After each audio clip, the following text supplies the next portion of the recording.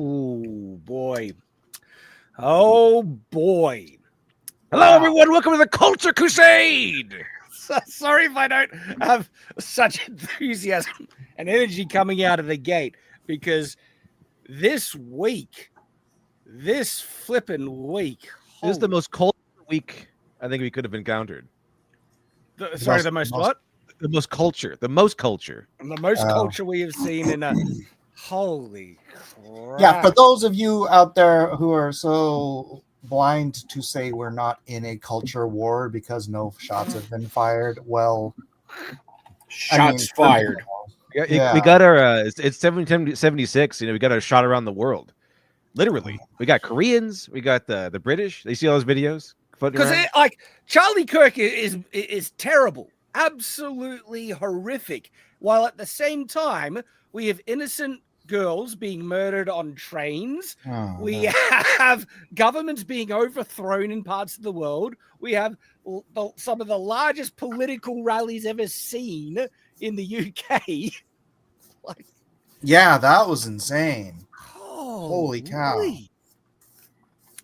Things have just going crazy. Some really bad stuff, but the UK stuff is kind of encouraging because the people of the UK are waking up. Do you think 3 million people would have showed up if Charlie Kirk hadn't been shot, though?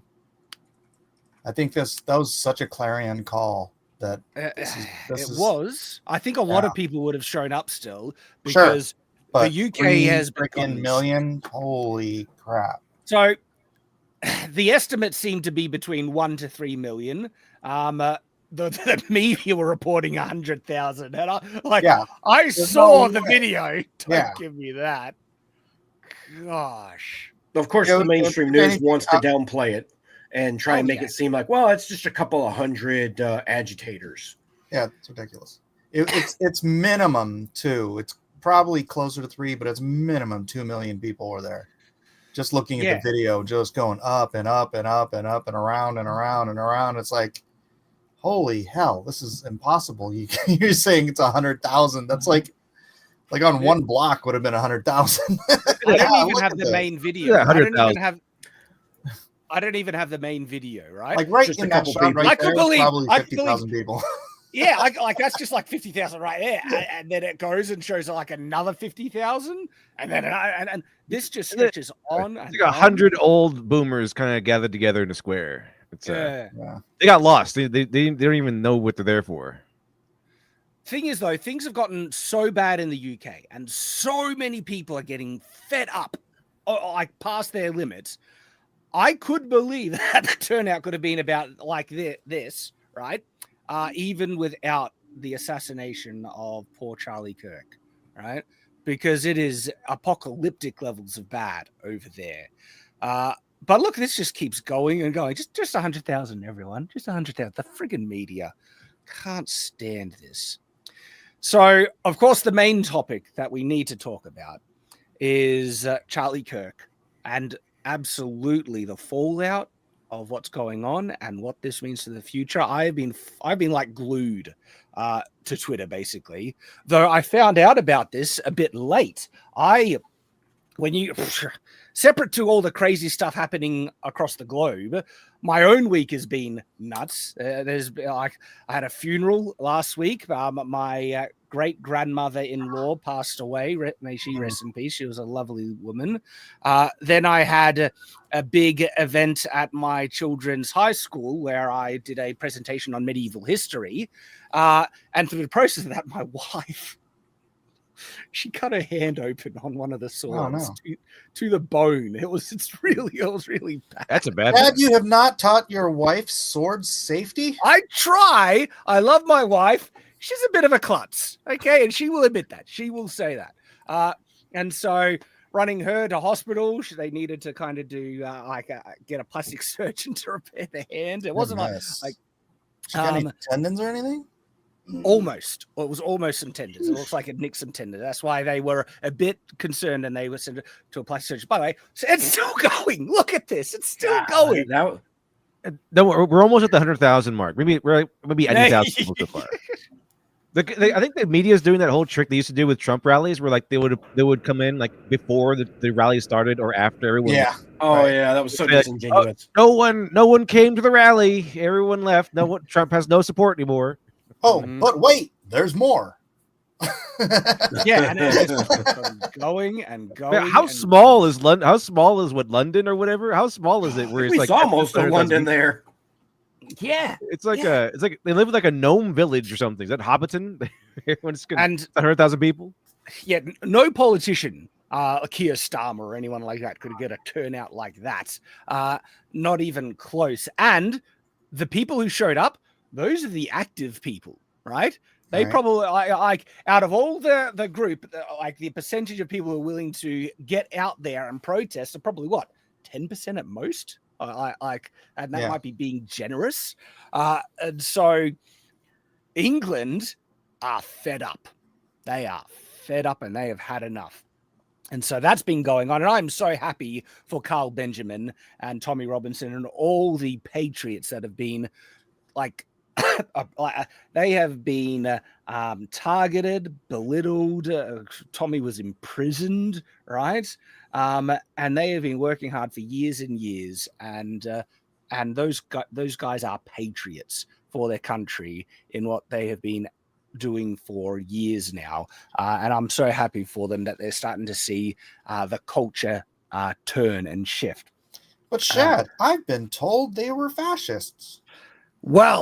Well, and Nazis. Let us not forget Nazis, because they're at the core of what has been going on culturally in most of the Western countries in the world. America is the center point for this, but it spreads out to nearly every other Western country, because America is almost the standard for what happens in the West. Many other countries follow suit.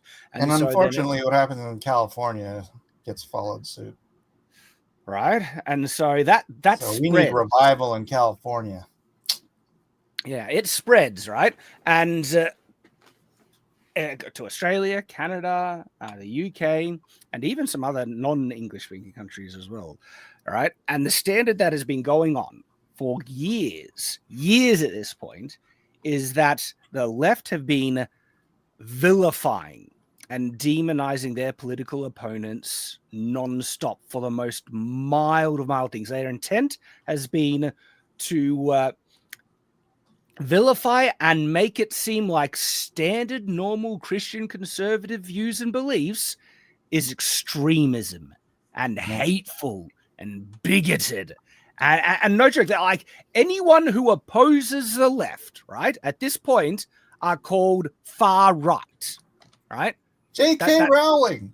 J.K. Rowling. That is like, if you want, all she did was believe the biology, and she's a fascist. And she's in lockstep with every single thing else on the left, basically.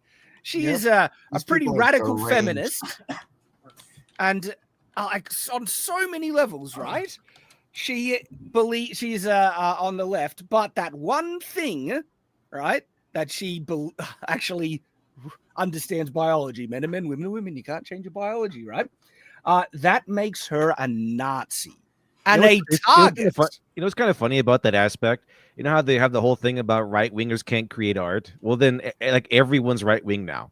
So everyone's right. J.K. Rowling created one of the most successful series in all of history. Right winger. Right wingers can create. Apparently, they made some of the best stuff. Like every creator in like recent history, at the very least, maybe even literary history, like a long time ago, right wing. They would consider right wing, because most people, even if they were like liberals or progressives at the time that they lived in, probably would go like, "What do you mean a woman has a penis?" They probably wouldn't believe that. So on that very aspect alone, they would be like far right Nazi Hitler. I know.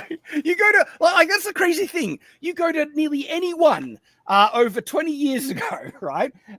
Any normal person, I should say, and you ask them, so what is a woman? They'd be able to tell you pretty easily, pretty obviously, right? It's just a truth humans have known for a very long time.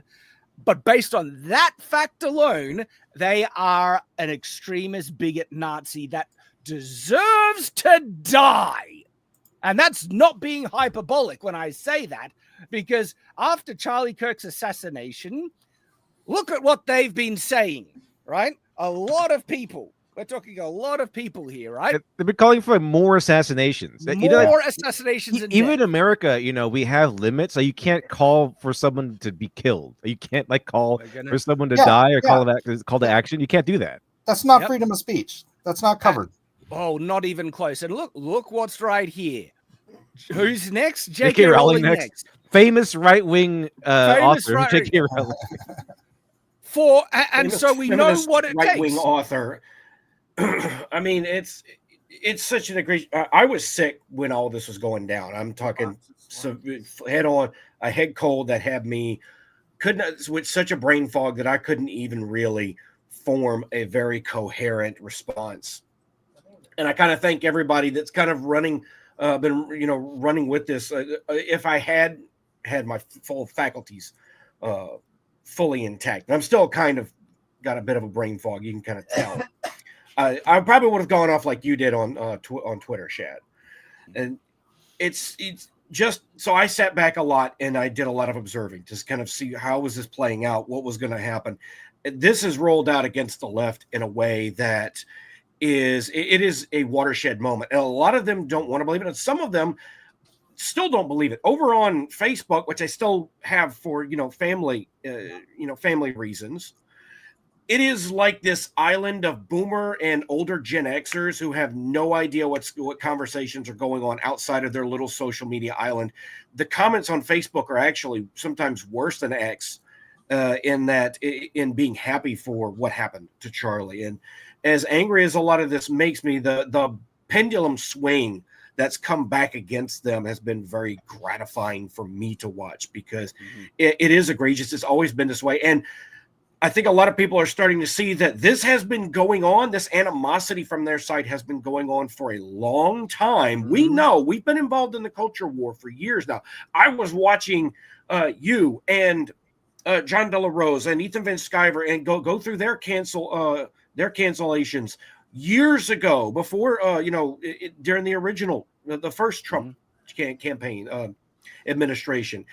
And, it seemed like there was times when it was unstoppable, and they have been so emboldened in their ideals, and that no one has really come forth to clap back against them, that, the FOMO aspect of, oh, everybody else is shitting on right wingers, we can too. They're not people, fascist, Nazi, and all that other buzzword salad bullcrap that they vomit out at every chance.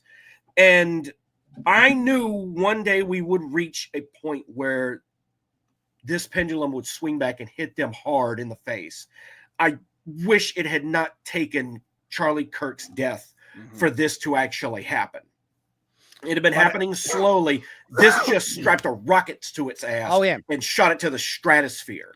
I had to get rid of friends and even a family member who were, this family member put up the quote from Oscar Wilde, "Some people only better this life when they leave it." I'm like, you're a dad.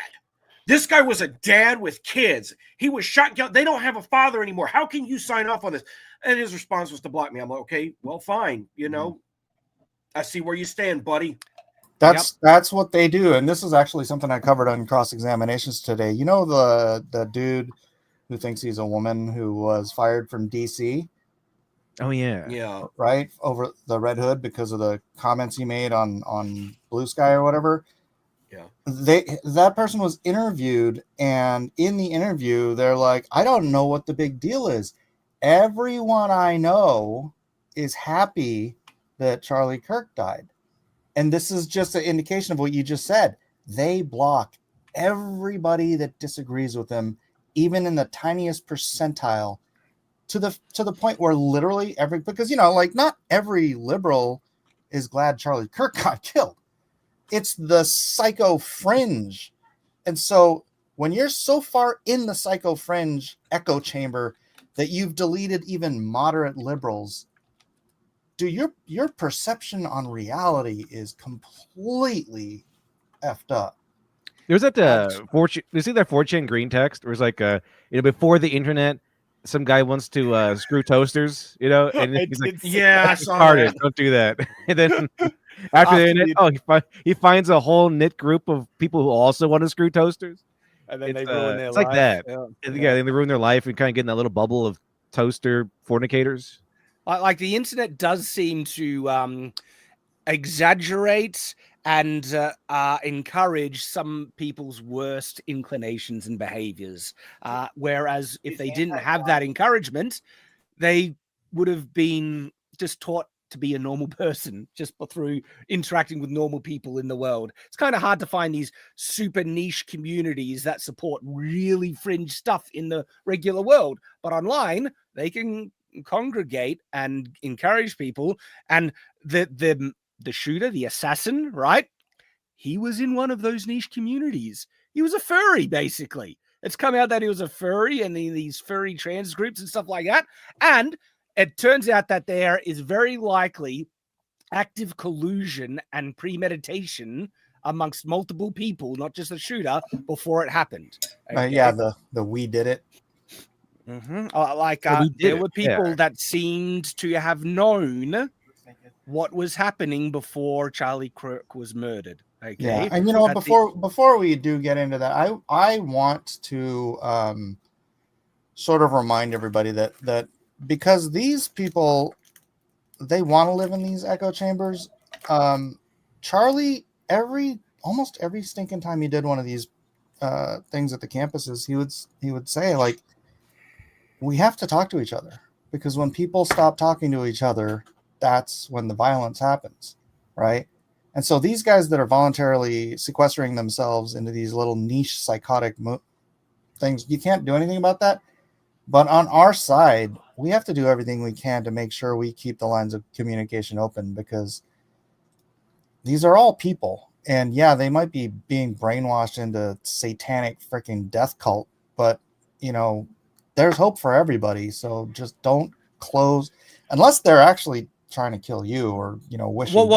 Here's the thing. I mean, there's a line. Yeah, communication needs to be kept open for people who are willing to listen. The people who are cheering on the death and advocating more violence, I don't know how you can reach them. Even people who get fired from their jobs for advocating death, they just say, woe is me, but I'm still right. And I'm not going to change my ways, right?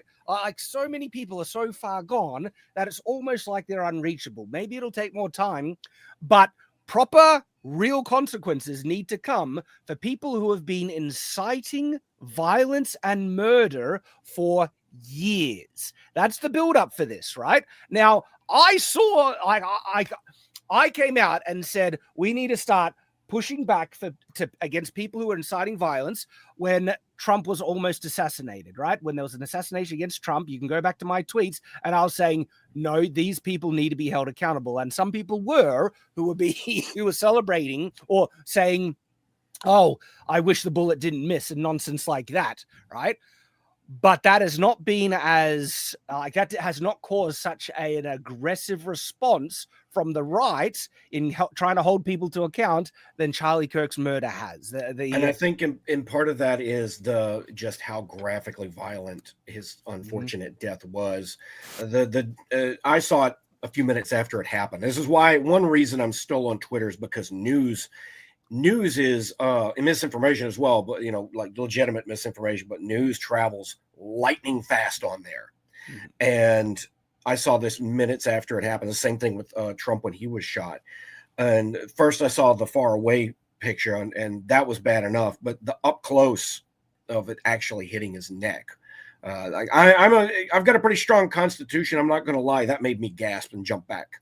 Because I got bombarded with that. Like as soon as I got on Twitter, it was like I'm actually glad was that video. Yeah. I was like, Jesus, I missed all of that, and I'm glad I did, because I came in late. Like I said, I was at this school event, right? My wife cutting her hand open, and so the whole day it was crazy. I get in my car, ready after we've been packing up, and I just need to wait for my wife to arrive. So I just open my phone, go to Twitter, and I see Charlie Kirk has been assassinated. My response is like, oh no, my gut sank, man. and but that was it towards the end. I think there's a big difference between like someone taking a shot at Trump because he's a political candidate, politicians, that's kind of like, as the Joker would say, part of the plan. But Kirk was none of that stuff. Like Kirk was not Charlie Kirk was just kind of like a guy who goes off to campuses. He's kind of like in the same category as like Ben Shapiro and stuff. Like he's not a politician. He just talks politics. He argued friendly. He debated. Yeah. All he was talking to people. He wasn't supposed. He wasn't in the crosshairs. Like politicians, okay, yeah, they're kind of lawmakers. That's kind of the risk that is a known risk that people kind of take to become a politician. But Charlie Kirk was none of that. There's like it was like unprecedented. Like I guess there is precedent, I guess. But the thing is, Can I just interrupt you for a second? Can I just interrupt you for a second, Sure. Dev? Hey, Buddy Rabbit, I'm seeing you in your chat. Zero tolerance at the moment. Zero tolerance for anyone spamming. Zero. And if anyone even remotely tries to defend what happened, like celebrate Charlie Kirk, everything, you block and ban them instantly. We're not putting up with any of that crap today. Okay. So I appreciate you, Buddy Rabbit. You're the mod in chat at the moment. Sorry, Lit Dev, I'll let you continue. The mod. But just Charlie Kirk was not supposed to fall under this category of people who could be assassinated. All he was doing was speaking, and I guess his biggest crime was embarrassing leftists in public. That was his biggest crime. He did not do that with too maliciously. It was mainly with, as they used to say, facts and logic. Here's the facts. Here's what actually is the case. And their arguments were dismantled pretty easily by just basic facts that they kind of just brainwashed out of. And that was it. He was like the most milquetoast, middle of the road kind of conservative. And they called him Hitler. Now just wait for the actual extremists to come out now. So I just need to bring this up before this guy gets banned. Okay. Piss off with that hypocritical bullcrap. All right. Don't try and appeal to, my free speech, when one side has been trying to take the free speech away from an entire political side, right, for jokes and tweets that they might have mentioned years ago and saying objectively true things, right? But banning people for trying to celebrate murder is not a matter of free speech. You hypocritical, no, you're gone and you're done. We're not putting up with this crap anymore, okay? We are not friggin' putting up with any of this crap. Well, remember? Yeah, they don't give a damn about free speech, anyways. Remember what the left used to call it? They used to say like there is no cancel culture; it's actually consequence culture. So I just been using that. Actually, are you guys getting fired? It's consequence culture. Hope you enjoy. Yeah, dude. Freedom from speech doesn't mean freedom from consequences. That's what you said. Now this has become a tool that's used against them, and they're crying and trying to appeal to sensibilities that they think we still have. It's like, we're not playing by their rules. We're playing by the rules that they laid down. They're being hoisted by their own petard, and they don't like it. Well, that's tough because we complained for years. We moved around it. We played in the battlefield with the rules that you set. Don't be mad because we figured out that we can use the tools you did against us, against you now. So once they kind of agree, hey, this whole cancel culture thing sucks, then we can kind of come to an agreement of, yes, neither side needs to be doing this. But, you've kind of asked for it. No, 100%. Like we have tolerated their calls for violence and aggression and their hypocrisy way too much. And it is absolutely now to point zero tolerance. If you even flirt with calling people Nazis and all that stuff, calling for murder or supporting it or any of that bullcrap or appealing to hypocrisy, I'm done with you. You're gone. Okay? Because that type of tolerance, tolerating the insanity and evil of the left, is what brought us here. That is what got Charlie Kirk murdered, is by allowing scumbags like Hassan and Destiny to say conservatives need to be genocided and kill them and spill their blood on the street, right? That is the crap that radicalizes people and pushes the insane idiots online to murder those who were just trying to have a debate with the other side, right? We're at a point where we see where this is going, and so we're not going to put up with your crap anymore. We want you banned, not banned. I want you in prison for this crap, all right? If you have been like encouraging people to murder others for their normal like political views or tweets that were in the past that saying true things like a man is a man, a woman is a woman, right? That is incitement to violence. In my mind, that makes you an accessory before the fact, right? You should be charged and thrown in prison. Can't stand this friggin' bullcrap. And we need to expand alligator Alcatraz for these people. We got a lot of swamp out here in Louisiana. I won't lie. We can make some room for this. I shared in the private chat, Shad, a link to a few words that JD Vance spoke today that really did kind of speak to me in his response to the killing. If you want to bring that up, it's about a minute and a half, but I think it's a very good, appropriate response from him. That he hosted Charlie Kirk's show on Rumble today, and was drawing almost 300,000 views on it. And I see no name in the chat that bro, there's nothing in the there's nothing in the Bible that God says for us to lay down and let our enemies murder us either. Okay, not even close. And on top of that, I'm a Latter-day Saint. We have scriptures explicitly in the Book of Mormon that says if you are not guilty of the first offense, neither of the second offense, you will not suffer yourself to be destroyed by the hands of your enemies. Okay? And so, yeah, you got two cheeks to turn, forgiveness, but you will not allow yourself to be destroyed by evil. Okay? Also, turning the other cheek is highly misunderstood. The first slap is a bitch slap. The second slap is you saying, all right, you want to bitch slap me, freaking hit me like a man, like an equal. That's about equality. That's not about laying down and letting yourself get beaten up. Mm-hmm. Exactly. And like Christ showed by example, like he condemned the scribes and Pharisees with such strong language, calling them hypocrites, like completely, like, and so he used strong language to condemn evil, right? And he pushed back when people stepped over the line. There's the example of him clearing out the temple as well. And there are scriptures, you know, where he was not come to bring peace but the sword, okay? Where the standard is that you do not tolerate evil, okay? The goal is try and encourage people to move away from their evil ways and evil behaviors. And you do that through, you know, conversation and inviting and kindness and all that stuff. But then if they turn around and try and murder you for it, you don't just turn down and say, well, you know, I'll let you, right?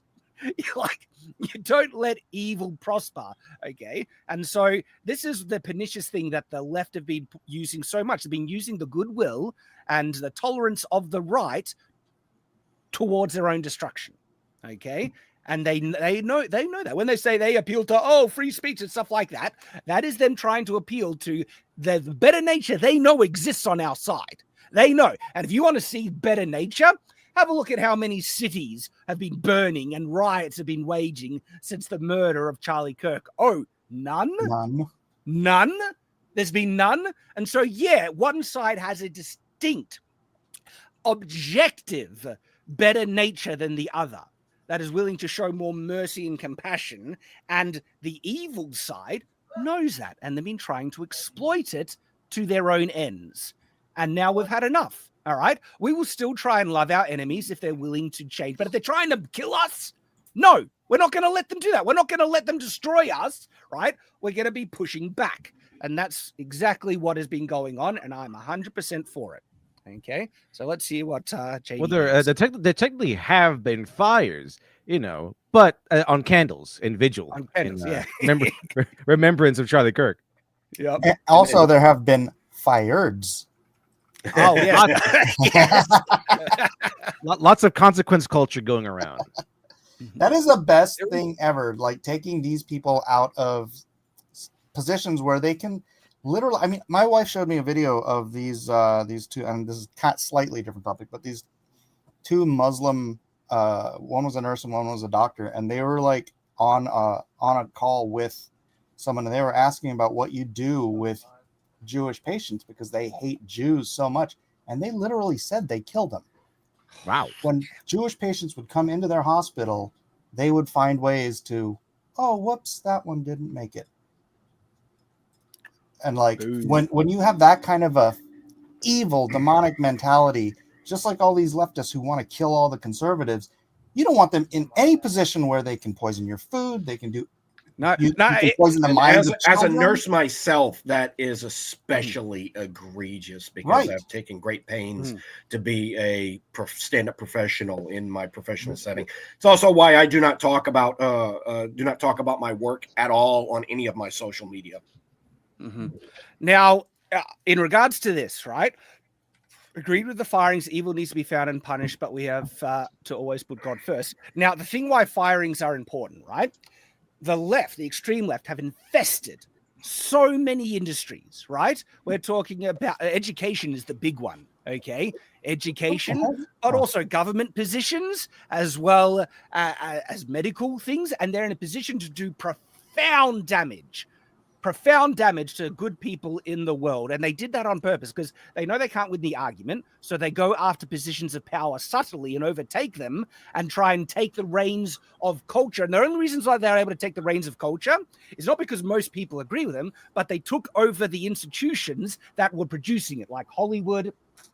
And then they also infested the platforms in where the town square. And so they originally infested Twitter, and they've been going after YouTube and everything. Like, it's a very subtle. Well, hold on. Not to completely derail what you're saying, but you're missing the fundamental thing. Satan took over academia, and that's where Charlie would go. He would go set up in the temple of the belly enemy, of the beast. Yep. And like Martin Luther, just bang on that door constantly, right? And he was winning because the truth is not on their side. Yeah. I do like the fact that they've been comparing him to Martin Luther King Jr. and that's really annoying the left right now. I hate that. Make that comparison, honestly, because Charlie Kirk was a better person. If you look at what MLK's personal life was like, and a lot of people don't like to have that particular veil pulled off of their eyes, but it's kind of true. Well, I'm at this point now because, like, all right, we have tolerated this too much. We've allowed them to infest too much, to spread their toxic evil, and their toxic evil is their advocation of murder and assassination and death to their enemies, right? And make no mistake, when they call someone a Nazi, the intent behind that is to get that person killed. That has been proven with the assassination of Charlie Kirk. And by the way, they have just come out and said it, right? This is not me trying to vilify them. This is me explaining to you what they have said. Look at this. Charlie Kirk is a Nazi, and there exists an undeniable moral and ethical imperative to kill Nazis. That's what they mean when they call you Nazi. It is the intent to get people to connect those dots that Nazis bad. The appropriate response to Nazis is to kill them, because real Nazis, like if they actually people follow that true ideology, are on that level of evil that, of course, you would want to oppose them. But they want to equate everything to Nazis to try and vilify them to the point to get people to kill them. That is the intent behind it. Make no mistake. So I'm not trying. This is not me vilifying them beyond their own words. This is me exposing their own words to you. And so now I'm at this point here. It's like, okay, we have kind of agreed for a long time that Nazi level ideology, right, is of such evil that we have not tolerated it. Actual real Nazism, right? We've not tolerated into society. Like if you found out your teacher is a Zig-hailing, Hitler-loving Nazi, they would get fired instantly. Okay, because the perception of how evil Nazi ideology has been understood so long that we do not tolerate it. And okay, if that's the standard, which I agree with, right, let's apply it to everything that is as evil or more evil than that ideology. And this is what I tweeted. If it's right to denazify a country by barring people of that ideology from being teachers, professors, healthcare workers, government officials, judges, law enforcement, or military, it is also right to decommunize and demarxify a country. Communism is more evil than Nazism. And it is, by the way. right? It's killed more people, but as well that by orders of magnitude more people. And so I'm like, yes, let's de-communize and de-Marxify a country by, if people are actively professing that they are communists, you do not deserve to be a teacher, professor, healthcare worker, government official, judges, law enforcement. I go further than that, because actual communism, the intent behind it is to take away people's vote. All right, it's an active ideology to destroy democracy. And so if you are promoting an ideology that is intent to take away people's vote, you deserve to be held to your own standards, and you don't deserve to have a vote. Simple as that, right? And we need to have a solid line against this evil, and don't let people push it and get in and infest in so many things. But that's what's happened. They have infested on so many levels in society and been calling people all manner of terrible things, to the point where now we are at a point that people are getting assassinated, politically targeted assassinations. All right. And so not only should Hassan and Destiny be deplatformed and banned for encouraging people to get murdered, they deserve to go to jail. Charge them under the full force of the law as accessories to murder. And especially, like, when I say accessory, right? When you celebrate murder, okay, how does that make you an accessory after the fact? By celebrating it, okay, you are actively helping the people who perpetrated the murder and encouraging them to do it more often and to escape punishment, all right? Mm-hmm. That is how you become an accessory after the fact. You are actually helping out the assassin and murderer when you celebrate it. So you deserve to be charged. And that's why this isn't a matter of free speech. It's a matter of criminality and justice. They have broken the law, and they deserve to be punished and thrown in prison. Okay? Oh, my gosh. So. Oh, I see the heli. This was my tweet when I heard about it. And this is what I've said, and I'm being consistent with it, right? I was out all day. I came home to the news. I truly believe Charlie Kirk, he was a genius with an encyclopedic knowledge that he used to devastating effects to teach and reveal truth, and they murdered him. They murdered him because he was one of our best. They can't beat us in debate because the truth is not on their side, so they murder. I say they because every person who demonized and dehumanized him, claimed he spouted hate speech, called him a Nazi, encouraged this type of violence. They are scum. When you call someone a Nazi, you are implying and encouraging people should kill them. Because what's the moral thing to do with a Nazi, after all? Okay?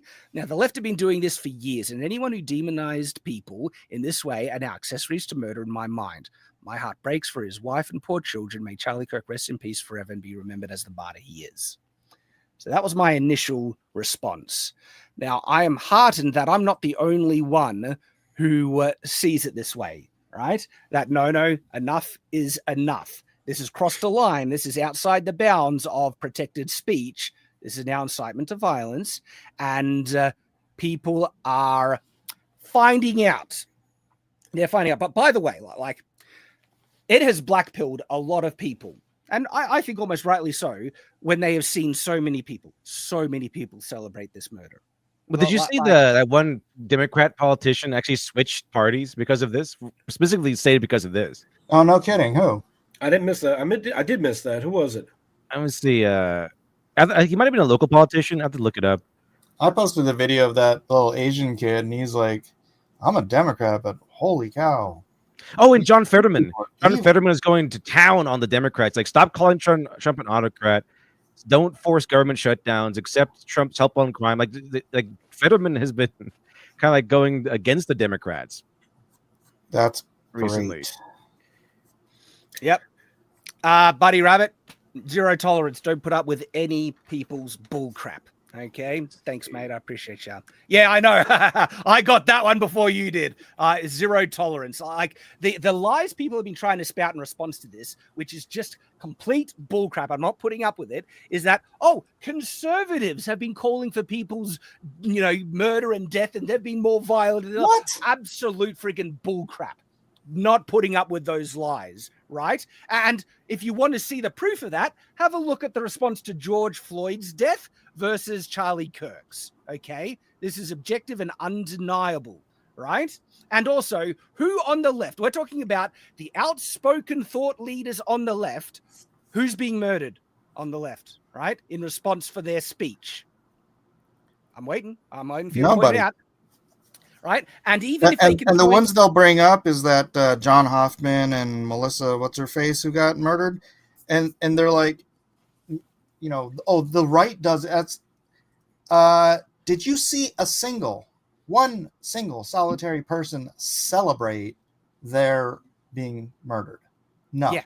That was decried in the news when it was happening. And by the way, it was their own constituents that shot them because they felt betrayed because they had voted just that week with the opposite party on some issue. I forget which That's one. what I heard. Also, the very, very weird part is the guy who actually shot him said that it was because who was that? Tim Waltz hired him and wanted him to shoot them to clear his path to take their seat. And it's like the police are, oh, that's not true. That's not true. It's like, but he said it. It's like, so you're just ignoring what he said. For why? Are there presidential candidates? Is anyone trying to murder their presidential candidates and assassinate them multiple times? Are there most outspoken, voices on their side being assassinated and murdered? No. Our city's burning in response to this. And also, like, what they'll try and point to with, uprising on the right is January 6th. January 6th, the most flat. Like, have you seen the people walking? What was the? Let me clutch my pearls all of a sudden. What happened during January 6th with death count? Like it was unarmed. They were led inside. We saw the videos now. They were led inside, and they're not trying to burn the place down. They're just walking around like tourists. Like, this is old lady in there. Ashley Babbitt was the only person who died that day. She was a protester. Like, that was it. There was no unarmed protester or anything. 96-pound unarmed protester. There was no giant war or anything like that. It was just, they just all walked in. Some people took a podium. Like, one guy took a podium. He's like podium guy now. Well, the funny thing is I'm constantly saying it's a freaking insurgency. Oh, really? It's the first insurgency in the history of mankind where nobody brought a weapon? Yeah. Like, you want to see an insurgency? Which country just overthrew the government and burnt down the government building? I forget which country it was. But that's what an insurgency looks like. Nepal? Yeah. They really think that if the right wingers wanted to stage an insurgency, they would do so unarmed? Really? Right. But the most armed population on Walmart planet flags Earth. were really threatening, Yeah. Right? But it's like where the right wingers in America are literally the most well-armed population on this planet. And they went to January 6th unarmed Tell them I want it to for be their a surprise. insurgency. Okay. And this is, I want everyone to be aware. This is what the left does. The left tries to latch onto anything and then exaggerate it beyond belief to make it out to be the most insane, crazy, violent thing ever to justify their own violence. Okay. They want to be violent, but then they need an excuse. And so they make up bullcrap by latching onto nonsense that wasn't nearly like to the level that would justify it and do that. That's what they do with January 6th. They try and claim January 6th was an attempted coup, but that is the most laughable lie in the world. But look at how many people on the left believe that. And it's that type of stuff that makes them think, I need to fight back violently. And it's really just to justify their own violent tendencies. They already are violent and they want to murder, and then they're looking for any excuse under the sun, and there's not any real excuse, so they make up their excuses for them. This is why they call so many things sexist, misogynistic, homophobic, when it's actually not. You can just simply say an objective truth that, a woman is a biological adult female, and they say that's hate speech, right? Because they want to latch onto anything to justify their murderous tendencies. And that's the type of stuff that they do. And they say, you are trying to murder me by not using my preferred pronouns. And their logic is speech is violence, and you're denying my identity. If you're denying my identity, you want me to die. You want me to die. Therefore, me murdering you is justified self-defense. That's the logic that they use. They're liars and scum. Okay. And not just that, but also the supply of everything they hate does not match the demand, right? They claim, what was it a few years ago? Biden was declaring the greatest national security threat we have is white supremacy. And it's like, Where, What- brother? yeah, where- Because there is not anywhere near the amount of white supremacists that they, claim, or bigots, or misogynists, or homo. Exactly. You step outside the online echo chamber, and a lot of real life tends to look fairly normal, no matter where you live, even in some of the crazier places like California. And they are inserted.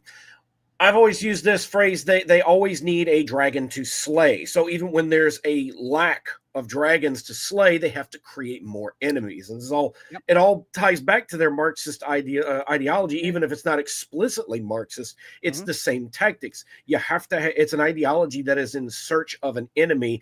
And if there's not an enemy in sight, they have to create that. And the problem is they've been creating their own enemies in their own heads for so long that they've made people into their actual ordinary people into their actual enemies. People that might have otherwise have just been on their side in a passive manner are now looking and say, what these people believe is insane. I cannot stand on that side with them. Yep. And they want the accolades and applause from their side. And they get that mostly by either playing the victim or virtue signaling. And you virtue signal by going up and saying, oh, F Trump, or you're a bigot, or you're a Nazi. But they need an enemy to do that. And like what you said is like, you said it even better. It's an ideology that is in search of an enemy. Is that what you said? Like, yes. And if they can't find one, they create their own enemy out of nothing. And sometimes it is actual nothing. Did you ever see that video by John Cleese about extremism? Yeah, mate, I probably have. I can't remember the exact parts of it. I did find it if you want to show it. It's like 2 minutes long. All right, we got a couple of things to show. Let me show this one, then we'll get JD Vance on, and then this one, because this one here is someone trying to play that bullcrap on Gutfield, saying, "Oh, it happens on both sides," and he wasn't having a friggin' bar of it. So, I saw this. This is great. We don't need it. What is interesting here is why is only this happening on the left and not the right? That's all we need to know. What about There's absolutely no cognitive. What about Melissa Hortman that we just you want to talk about Melissa Hortman? Did you know her name before it happened? None of us did. None of us were spending every single day talking about Mrs. Hortman. I never heard of her until after she died. Doesn't matter. Don't play that bullshit with me. You know what I'm yeah. saying.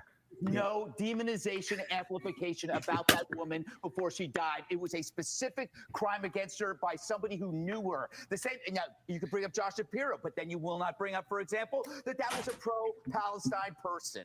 Yeah, and the point is, these things are not the same. Okay, the left is targeting the biggest, representatives on our side for murder, and then there's might be the random attack that happens, towards someone on the left, but it doesn't seem to be coordinated, and the scale is nowhere near. We have riots and wholesale. Like, you should include every single person murdered in the George Floyd riots, okay? Those were politically motivated, done by people who support that ideology on the left, okay? And they directly targeted police officers and murdered them. And then, who on the right was celebrating that woman's murder, okay? Point them out. And then we find just an unending slew of crazy extreme left nutcases celebrating the murder of a husband and father, and then saying who's next.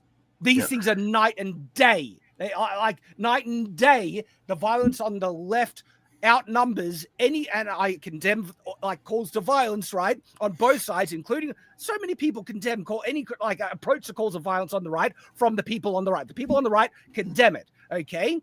And then we have people calling for death and murder and saying who's next to orders of magnitude more on the left and the right. And then people would have the goal to say it happens on both sides. Hey, brother, I hate to interrupt you when you're on a roll like this. I really do. I got to go and grab my son from school. So thank you for having me on. Hope to see you again next week, okay? Hope to see you again. Later, John. We'll catch up. Bye, guys. Oh, my gosh. So, John did want us to play the thing from JD Vance, but I'll share your one first. Let Dev. So it's up. Let Dev, you there? Oh, here we go. Yeah. Seriously, though, I've heard a lot about extremism recently. A nastier, harsher atmosphere everywhere, more abuse and bother boy I assume because it's on a potato, it'll be less dangerous. behavior, less friendliness and tolerance and respect for opponents. All right, but what we never hear about extremism We is just its might need to pause it down there. advantages. Well, Pause out there. Add general commentary. It's extremism bad. He's gonna go into it. It's pretty fun. But the thing is, the reason why I was reminded about this video is because it is about finding enemies. It gives you. He's gonna go into like, it gives you a nice roster of enemies. This is the best thing about extremism. Yeah, let's keep playing it. Makes you feel good about yourself. the biggest advantage of extremism is that it makes you feel good. Aha! See, there we go. I love it. I like it. It makes you feel really good about yourself, and it's kind of this is exactly SJWs. Like I'm a good person. They like to say that about themselves. I'm a good person. Signaling. You're a bad person. I'm a good person. It's have to do the th in there. Person. That's kind of their specific terminology. I'm a good person, and you're a bad person. Because if you have a lisp, you're safe. It's kind of like it's kind of those like sci-fi movies or something like that, or fantasy movies where you can kind of tell the bad guy is a bad guy because of some slight differences, like a vampire has elongated teeth or something, or they might have a little slight thing in their speech or a little twitch or something like Lore does in Star Trek. That's them, right? They have to have the little lisp. They got to have the little lisp in there that lets you know that they're an extremist on the left Because it provides you with enemies. There it is. It provides you with enemies. True. It's so true. Makes you feel really good because it provides you with enemies. Enemies you can just hate on no matter what. The great thing about having enemies is that you can pretend that all the badness in the whole world is in your enemies, and all the goodness in the whole world is in you. Is in you. Oh, This is like you could not explain and define the extreme left better than this right now. This is just it sounds so familiar, Shad. Where have you seen this before? Blame all of your problems, every single problem you have in the world, on a patsy that you could just say. And usually, what that is either like white privilege or sexism or racism or any like literally that's what people on the extreme left do. They find every single problem in their life and they try and blame it on something that they can then use for their own benefit, virtue signaling, and activism. Oh, definitely. This is why it just makes it so good. Attractive, isn't it? So, if you have a lot of anger and resentment in you anyway, and you therefore enjoy abusing, I like the fact that if you have all that crap anyway, which is definitely the SJW where they grew up all resenting their dads and stuff. Let me go ahead and just dive deep in his ideology. people, then you can pretend that you're only doing it because these enemies of yours are such very bad persons. That's a really accurate statement because it's like they're bad people anyway. Like these SJWs, they're evil, psychotic weirdos anyway. But now they picked up a cause to make it look like they're good. 100%, and they do it to all of us, right? They don't know me personally. They don't know what I do to try and help out my family, my community, the way that I act and interact with people, and anything like that. But because I dared say that straight people find gay sex repulsive, I'm a homophobe, bigot, Nazi that deserves his life ruined. Unironically, that's a true story, by the way, right? Just small things like that. Saying that a gay kiss in the Lightyear movie is inappropriate and parents should have the choice to introduce their children to those concepts. So screw Disney for trying to force the issue, right? I'm a bigot, homophobe, Nazi, right? Apparently you're proven right by Snoop Dogg. Snoop Dogg also found it repulsive. Right?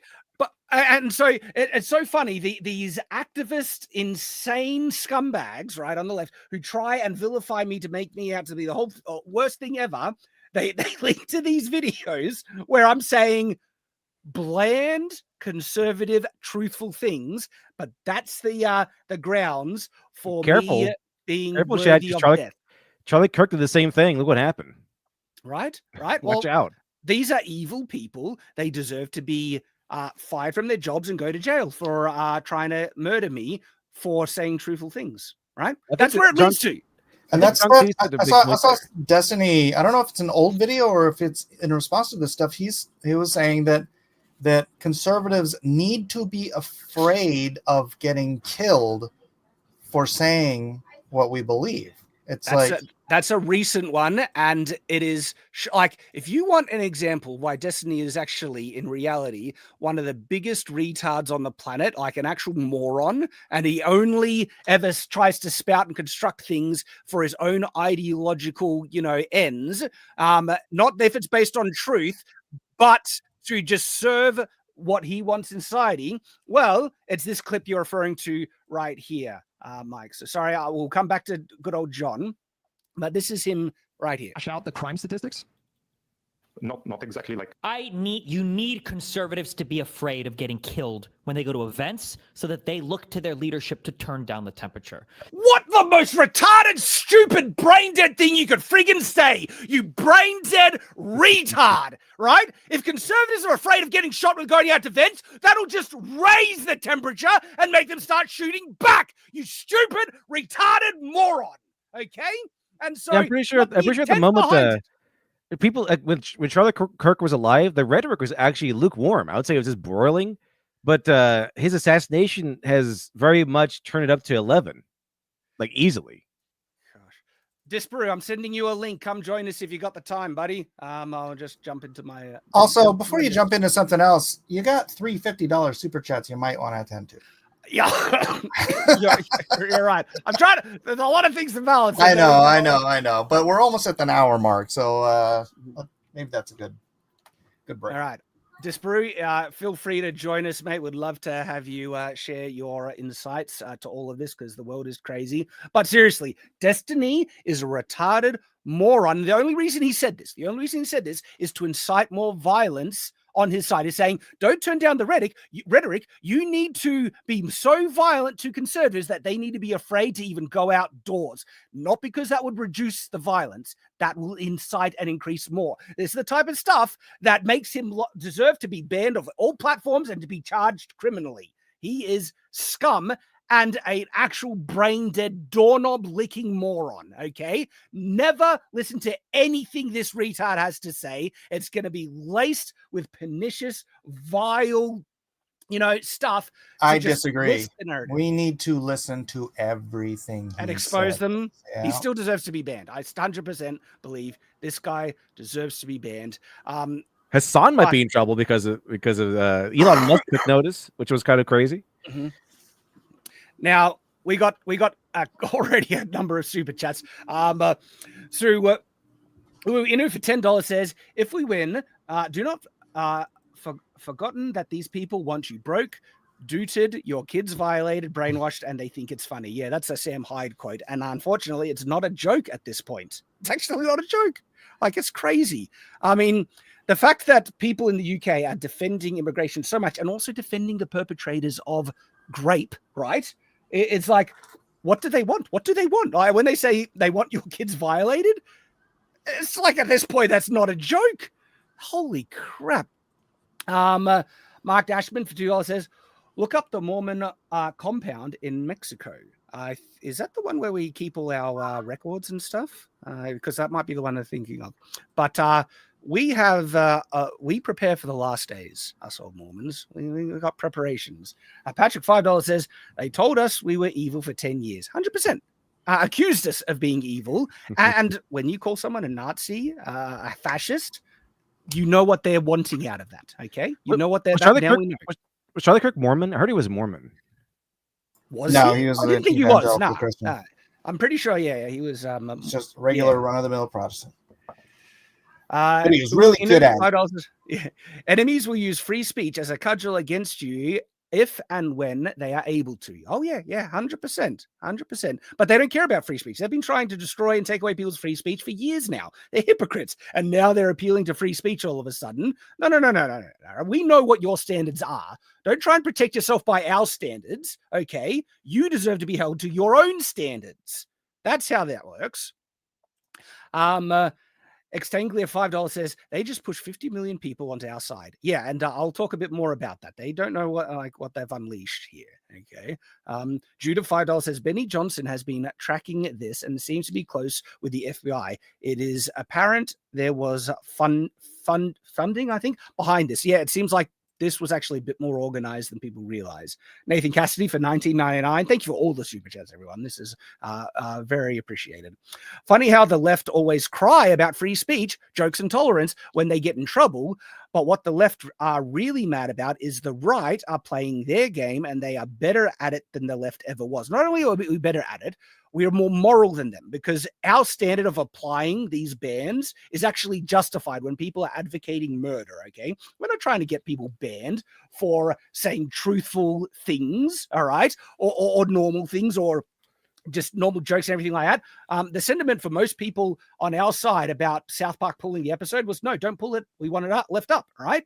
Okay, we can understand what are jokes and what are not. And I'm not actually necessarily even saying the South Park episode didn't or might have contributed to... Charlie liked it. Like, he made himself Cartman. He did like it, but it does seem like South Park is trying to vilify one side quite a lot. And I'm not sure humor, maybe that's a discussion for another thing, because I think there is more discussion to have about that. But most people on the right are perfectly fine to have that South Park episode remain. Okay. Eric Carmaella for $10 says, it's not suppressing free speech, it's casting out evil. Yeah, it's also just charging people for breaking the law. Okay, free speech didn't allow people to break the law. The fact that you can appeal to slander and defamation, right, means that free speech, right, has limitations under the law or conditions in which you can challenge people saying whatever the hell they want. No, you're not allowed to say whatever the hell you want. There is a limit. And we've known this for years, and it's defined in the law quite clearly, and that's what we're appealing to. And if you incite violence, celebrate murder, you are a monster, and I don't want you working in my schools. I don't want you working in healthcare, because you want me dead. If you celebrate Charlie Kirk's murder based on his ideological and political beliefs, well, I share most of those ideological and political beliefs. And if you're celebrating his murder, that means you want to celebrate my murder under the same conditions, right? That's the logic and truth that is underpinning this. You want us dead. You've exposed yourself. Message received. Okay? And if you want us dead, I don't want you anywhere near me. I don't want you working in a job near me or anything like that. Your doctor, imagine like you have one of these doctors who celebrate Charlie Kirk's death, and he finds out you're right wing anyway. Like, would you trust that doctor? I wouldn't. No one with that attitude should be anywhere near healthcare or children. 100%. Texas got rid of a bunch of teachers. They suspended a bunch of teachers who celebrate Charlie Kirk's death. Like, I don't think people should be those kind of people should be around children teaching the next generation. Doesn't seem like a good idea. Yeah, and if I was an employee, I wouldn't want to hire them. I wouldn't want them working for me. So the employees deserve to know who these people are. I want to say that this is. Can people have forgotten what cancel culture is? Like, what it means to cancel somebody? It's not getting you fired. Cancel culture, especially not for like crimes that you've committed or whatever. But cancel culture is getting you fired, then going to your landlord, getting you evicted from your apartment, and then making sure that no one else can hire you, getting you debanked. That's cancel culture. That's cancel culture. Yeah, cancel culture was explicitly when it was undeserved, when you were canceled for doing something that didn't deserve, like Gina Carano getting fired for saying something that was true. Beep, bop, boop. Exactly. Cancel culture was explicitly defined when it was just people trying to fire and destroy your life for something that didn't warrant it. But everyone knew that Harvey Weinstein deserved to be fired and stuff like that for what he did. We all knew that there is a level of criminal action that reached the point that then you deserve to go in prison and have your life destroyed because you're that evil. We all understood that. That wasn't cancel culture. And now the left, after they celebrate murder, are like, oh, I thought this was cancel culture. No, that's not cancel culture. It's justice. Plain, flat, unequivocal justice, and you get what you friggin' deserve.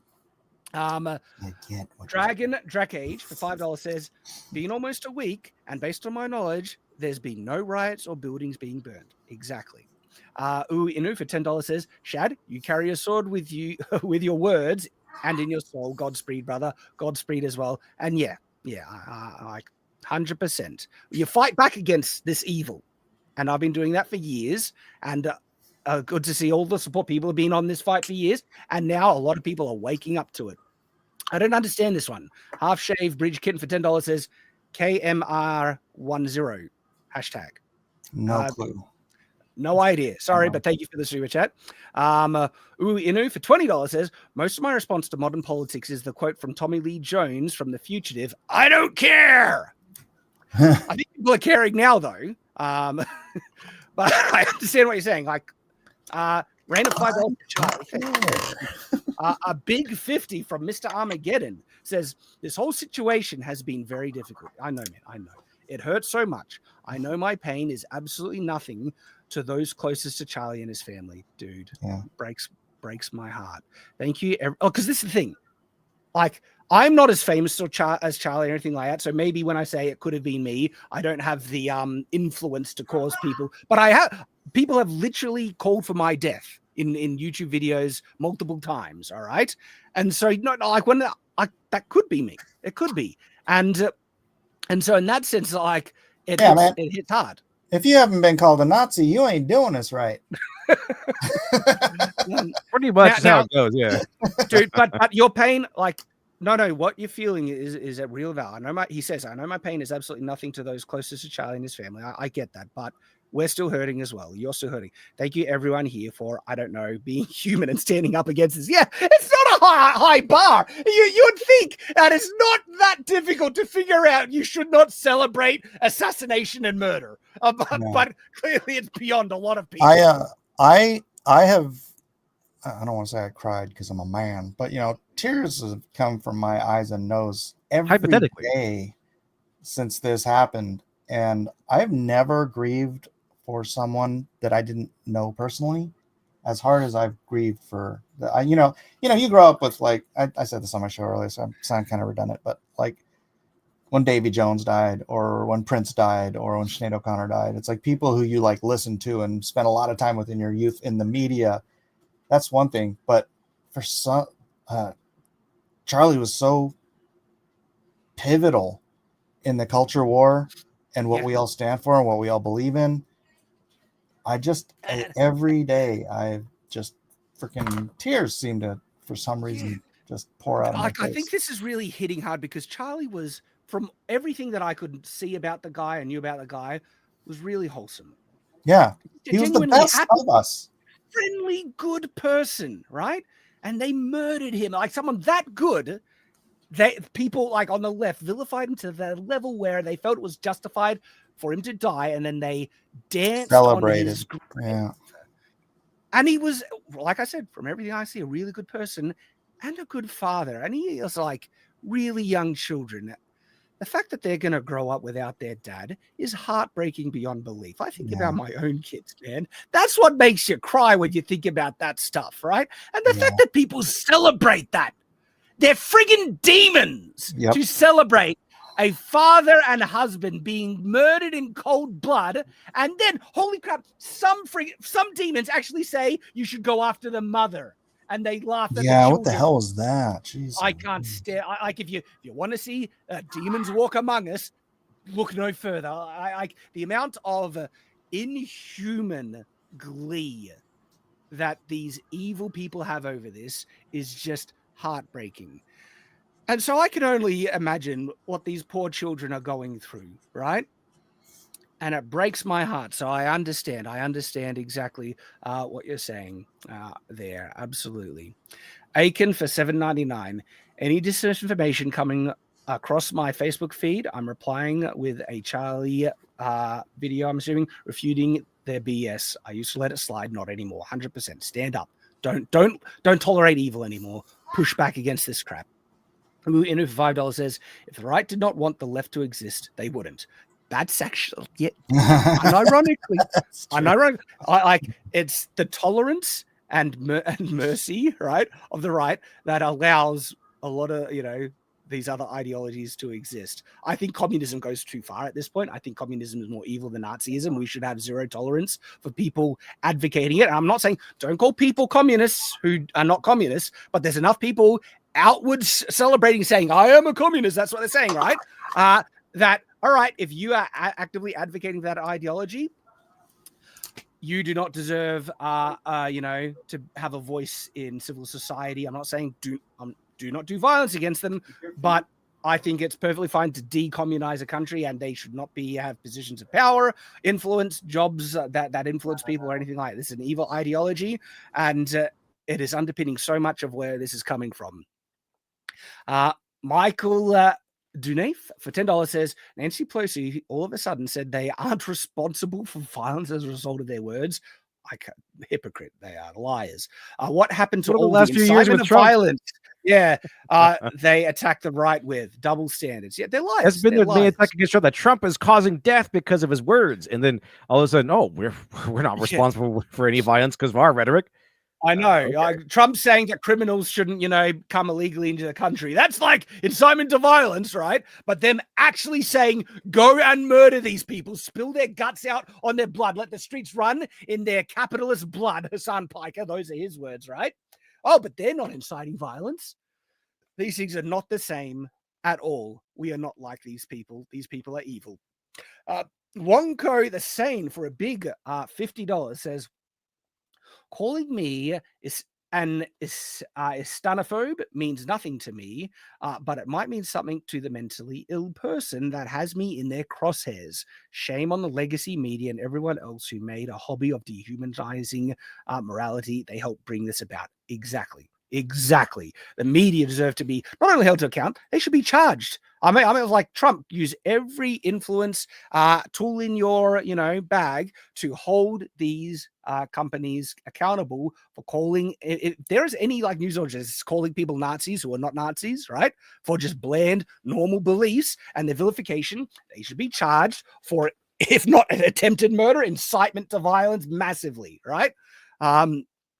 They need to be held to be account. We've tolerated this evil too long. And thank you for the big super chat there. Inu for $2 says, hey, Shad, I'm an extremist.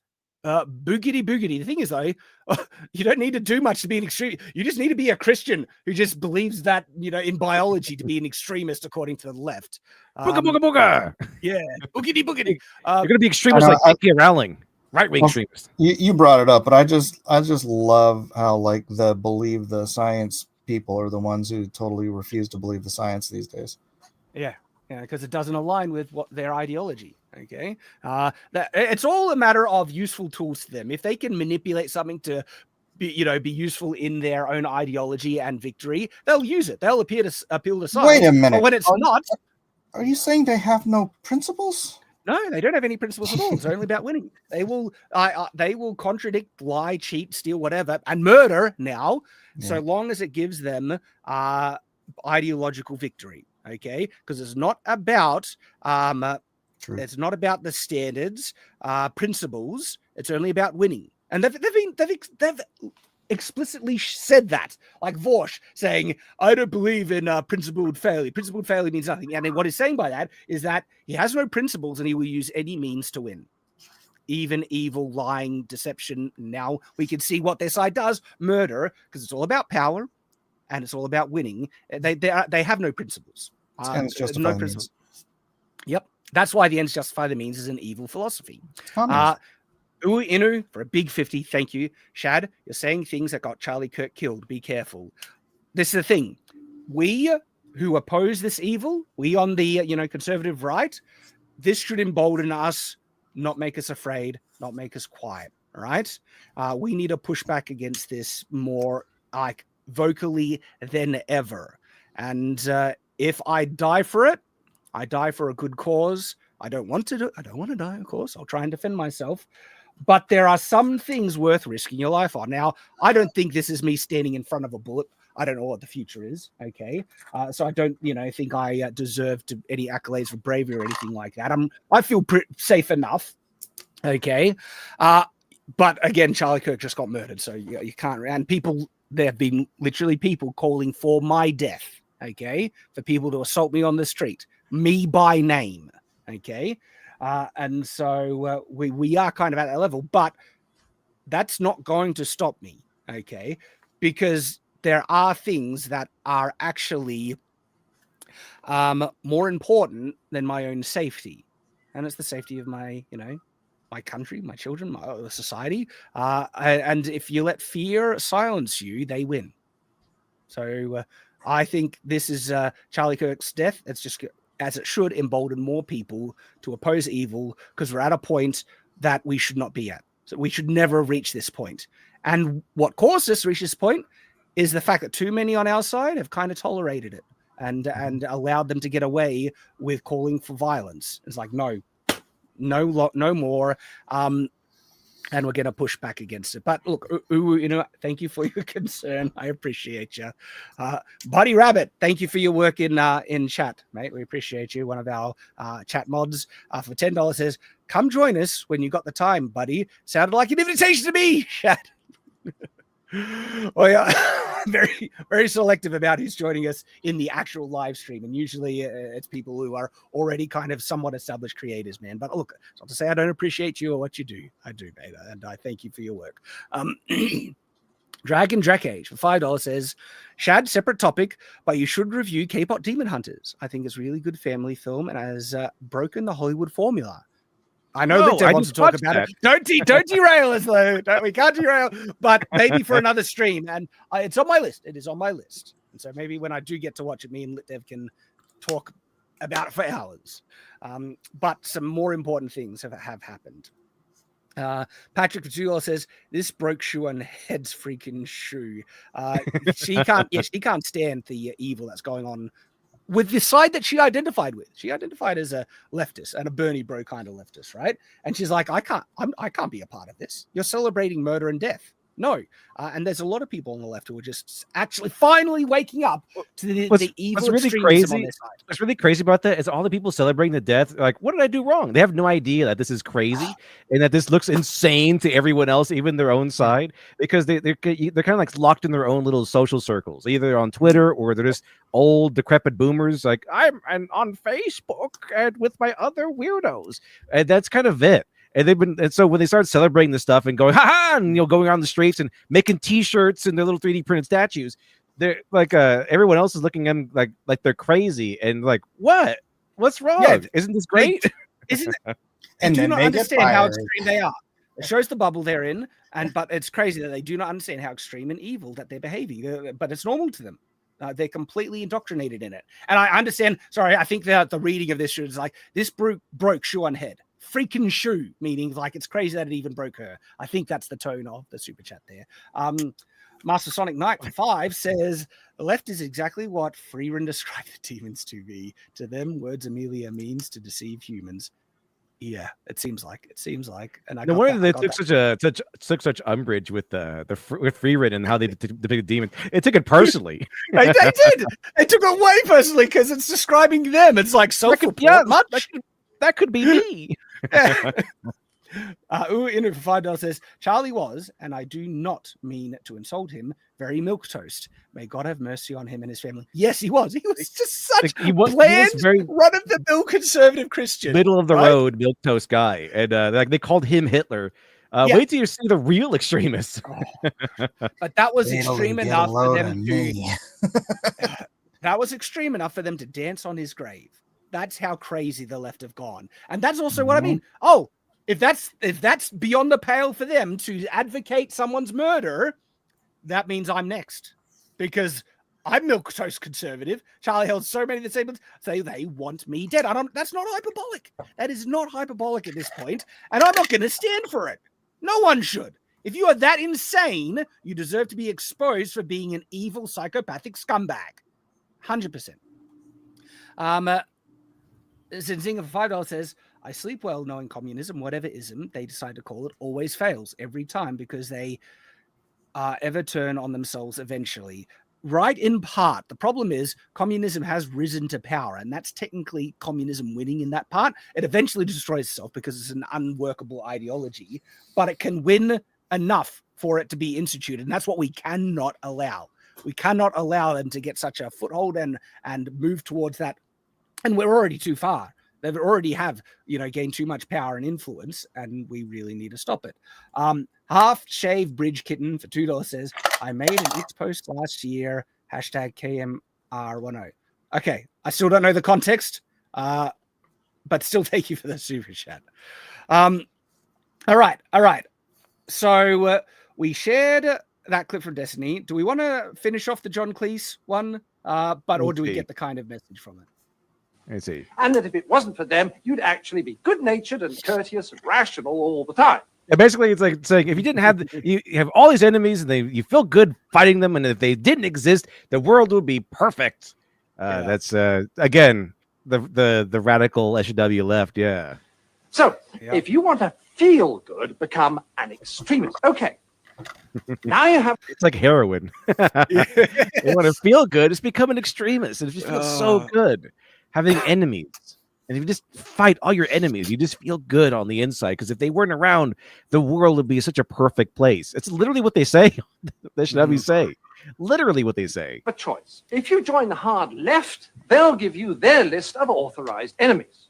Almost all kinds of authority, especially the police, the city, Americans, judges, Americans, multinational corporations, Yeah. public schools, furriers, newspaper owners, fox hunters, generals, class traitors, and, of course, class traitors. Oh, moderate. Moderate. Kirk. Yeah, and that's Charlie Charlie Kirk. Kirk. That's Charlie Kirk right there.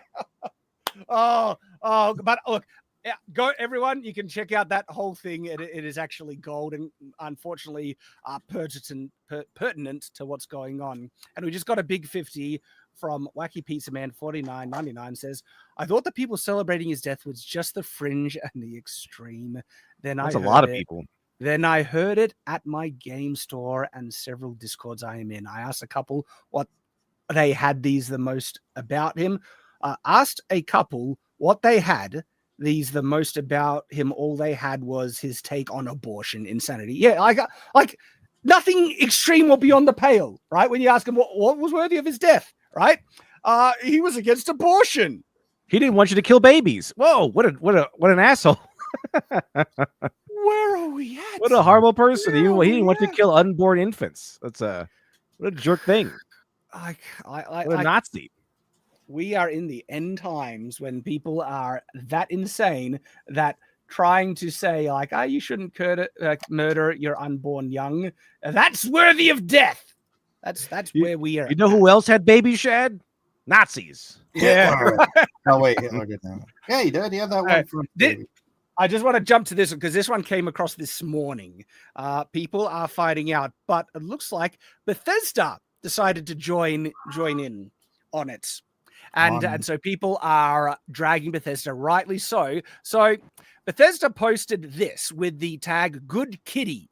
Okay, what do you think Bethesda is saying by this? Let's listen to it. Oh, nice place. You don't care much about these fascists, do you? So praising a kitty's and like, oh, kitty hates fascists. Who is usually called fascists these days? Oh, people like me. Oh, not murdered. Wait, is this cow on our side? Is it against the left or a fascist? Is that what it is? Well, they also want larger government like Nazis do. And this came out, it seems like, after Charlie Kirk's death. They'd thought to post that.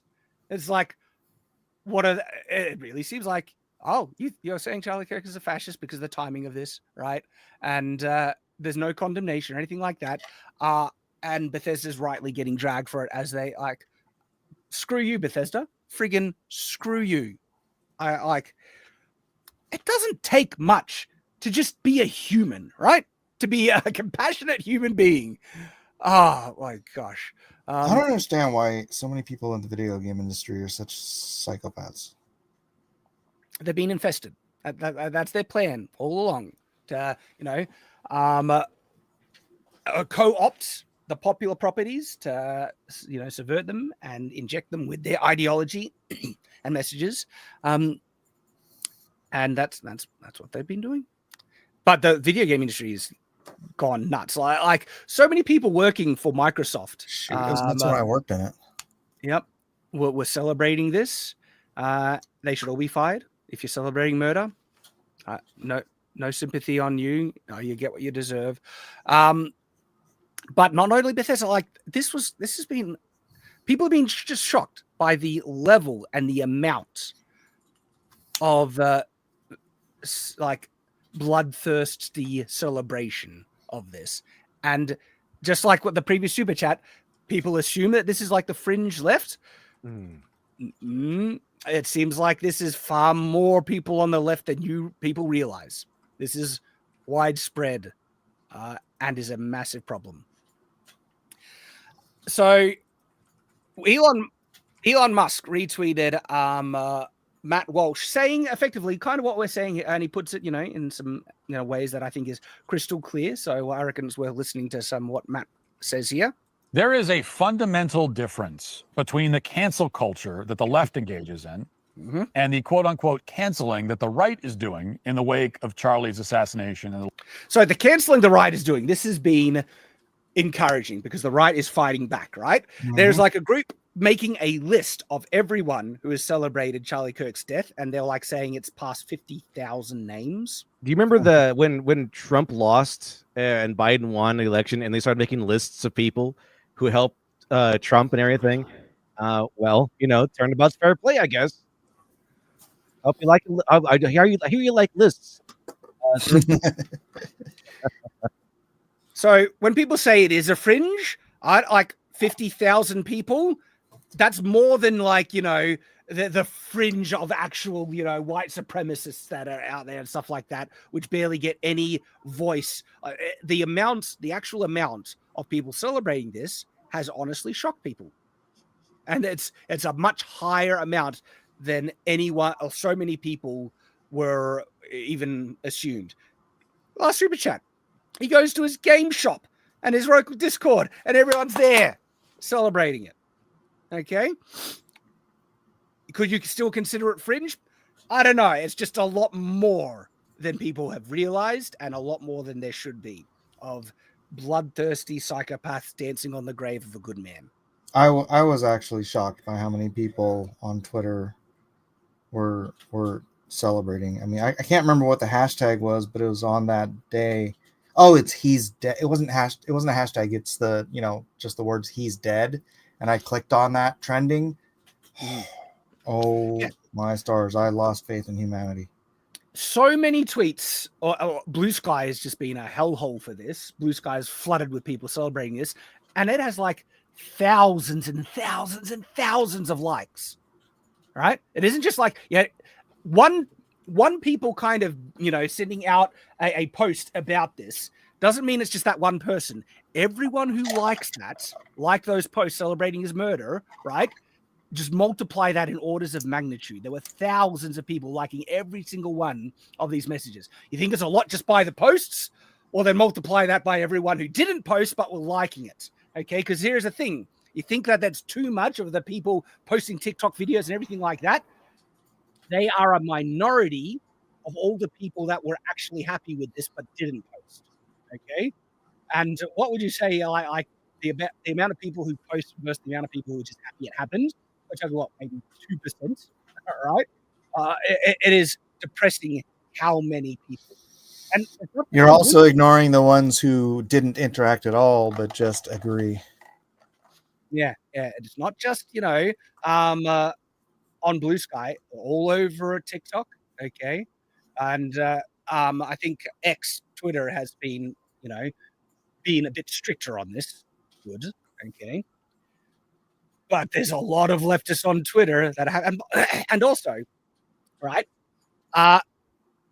There are people, okay, who are feigning, and this is my opinion, okay, but I think they are just showing performative remorse because they know of the blowback that they would get, okay? And I think a perfect example of this is the complete political hack, okay, Harry Sisson. This is what he was saying about Charlie Kirk. Charlie Kirk is a sick, racist piece of trash. Just put the Klan hood on already, Charlie. And it's like, and he was one of the ones that were trying to say it's so bad that terrible violence, bad. Charlie Kirk, so sorry. Okay. I'm Jonica Bray, and I'm senior reporter at the Daily Mail. I have seen the footage of where suspected killer Desi Freeman ambushed and killed two police officers. In the background, I'm currently standing at the gates of his property. Can you guys hear me? Bunker. While I can't show you the footage yet, I can tell you. I don't think it's me. I don't think so.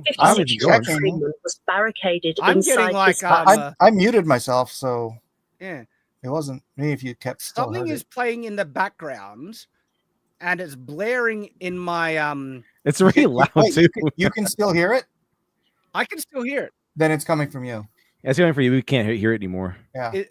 So This is blaring.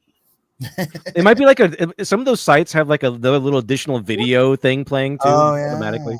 If it's a news site. I need to like close my windows. And sometimes you can't even find it. It's just like audio going on. It's like, sometimes it doesn't even feel like a video. I had that happen before.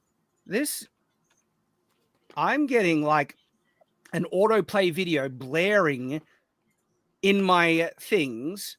I might need to reset my computer, guys. I'll be back in a sec. Sorry about this, but I'll let you guys talk for a bit in the background. All right, so keep up, Demon Hunters. I'll be back. I'm sorry. This is infuriating. Wait, the video, man, that must have been one hell of a video. Just you have to restart his computer. And usually you just close like the internet or something. I guess I don't know. That's kind of crazy. Like, but yeah, some of those websites are really insidious. It's happened to me before too. It'll just start playing automatically and it just will not shut up. It's just kind of like I think it's usually like the live stream of the current news or something. It just will never ever end. Right. So it is kind of tough to find. Sorry about that. That was. Oh, there you are. That was insane. I couldn't believe what was going on then. Just I had an autoplay video blaring in my speakers that you guys couldn't hear and derailed everything. But let's try and get back on. What I think is important. Bring back up what I was showing before. It might take me a moment because I had to close everything. So let me just. That was crazy. Those are terrible. They'll always get you. They'll get you. Can't stand it. All right. So share screen again. So this guy right here. He tried to play that, political violence bad. Really sorry about Charlie. I'm really sorry about what happened to Charlie Kirk. And yet this was the crap he was saying about Charlie not that long ago, calling him a sick, racist piece of trash. Gee, what do you think like people should do to sick, racist pieces of trash? Harry, you're saying you did not contribute? I'm pretty sure if you go up to Harry's sister and he's like, do you think that racists should be employed? Do you think that race should be left alone? Pretty sure he'd be like, no. I'm pretty sure he'd have a very extreme response to what you should do to a Klansman. Oh, yeah. I've been talking with people on Twitter for the past 5 days who they thought it was just reason enough that Charlie should have been assassinated was that he was a racist. And I'm like, can you prove that he's a racist? And then they just give me the most freaking stupid arguments. But just the idea. It's like, oh, well, yeah, racist. That's what you do with racists. Exactly. And so not only do I think there's a lot of people who are not, being outspoken that they're happy that Charlie Kirk died, I think there's a lot of people just lying about it. They hated Charlie, hated him with a passion, called him racist, Nazis all the time, and now they're afraid that they might get some blowback for their violent rhetoric, even though they're probably not, internally happy he's dead. Okay? And so the extremism on the left, all right, should not be underestimated as to how far that rot goes. By the way, I'll point out there are people who are perfectly happy to admit that they are happy he's dead. Yeah. Not everyone is trying to hide that. It's really disgusting. And the amount is, like I said, more than people realize. And I'm not even sure it is fringe at the moment. I'm not sure because think about this. Who is like some of the most outspoken political commentators on the left? Hassan. Shank. I think, but Hassan is actually bigger in orders of magnitude. Destiny and stuff like that. I don't even know where to listen to that guy. Look, this is depressing. He's the biggest political streamer in the world, I think, at the moment. What? And he has been actively calling for the murder of capitalists, conservatives, and stuff like. Well, he should be arrested. He should be, right? But I think the left, right, are far more extreme than people realize. And this event is kind of exposing that, kind of showing it. And people are shocked by it. They're like, I can't be on the left if this is what they like anymore. And we have people just going into their GameStop shops, just people in their family even, and they're finding people celebrating the death of Charlie Kirk. Like, holy crap. we are, in a dark place, in society at the moment. And so, going back to what Matt was saying here, that the left will cancel you for saying objectively true, good, and normal things. Yeah. They've done it to me. They've tried. They've tried to do it to me, but I've had people cut off association completely. I'm a terrible homophobic, racist, bigot, all that bullcrap, right? For just saying normal, true things that a regular Christian conservative like me would say, right? I don't know if you're familiar with when I was at DC. I was on JLA. I had I was a what's his face is a fill-in artist on JLA, so which meant I did half the damn issues. And then I had a 12-issue miniseries greenlit to do. It was basically going to be the JLA version of Avengers Forever. It was going to be this, not a miniseries. It was going to be a 12-issue maxi series, which would have been just the freaking coolest thing ever. And I got canceled because I went to Comic-Con that year, and I was on the Superman panel because I had previously that year I was the Superman artist on Adventures.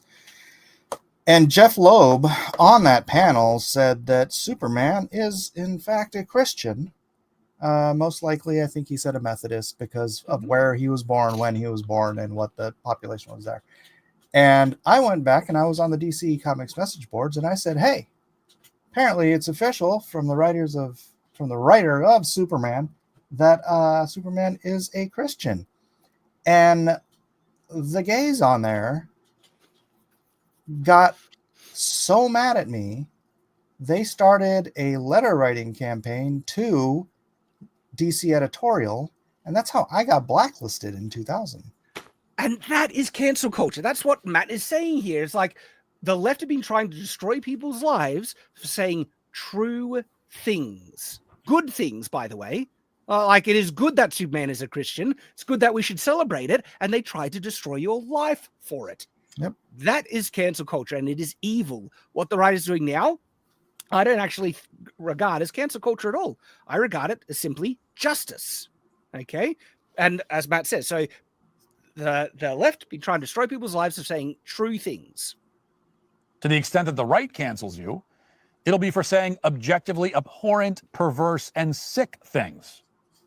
And this distinction matters. Oh, yes, it does. As I've said for years, the problem with the left's attack on speech is not just that they're attacking speech, but that they're attacking true and right speech. Yes. Yeah, exactly. Like Gina Carano. What Gina Carano said was true and good. She was saying, like, I'm trying to remember the exact context that really kicked it off, because there was the beep bop boop thing and she didn't put her pronouns in a bio, which triggered people. But then she said, like, the Jews in Nazi Germany were first turned in by like their neighbors and their friends and stuff like that, something along those lines. Correct and true.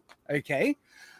But, that and it was during COVID, right? So she was comparing it to what was happened during COVID, which was absolutely, I felt like I was living through the Gulag Archipelago.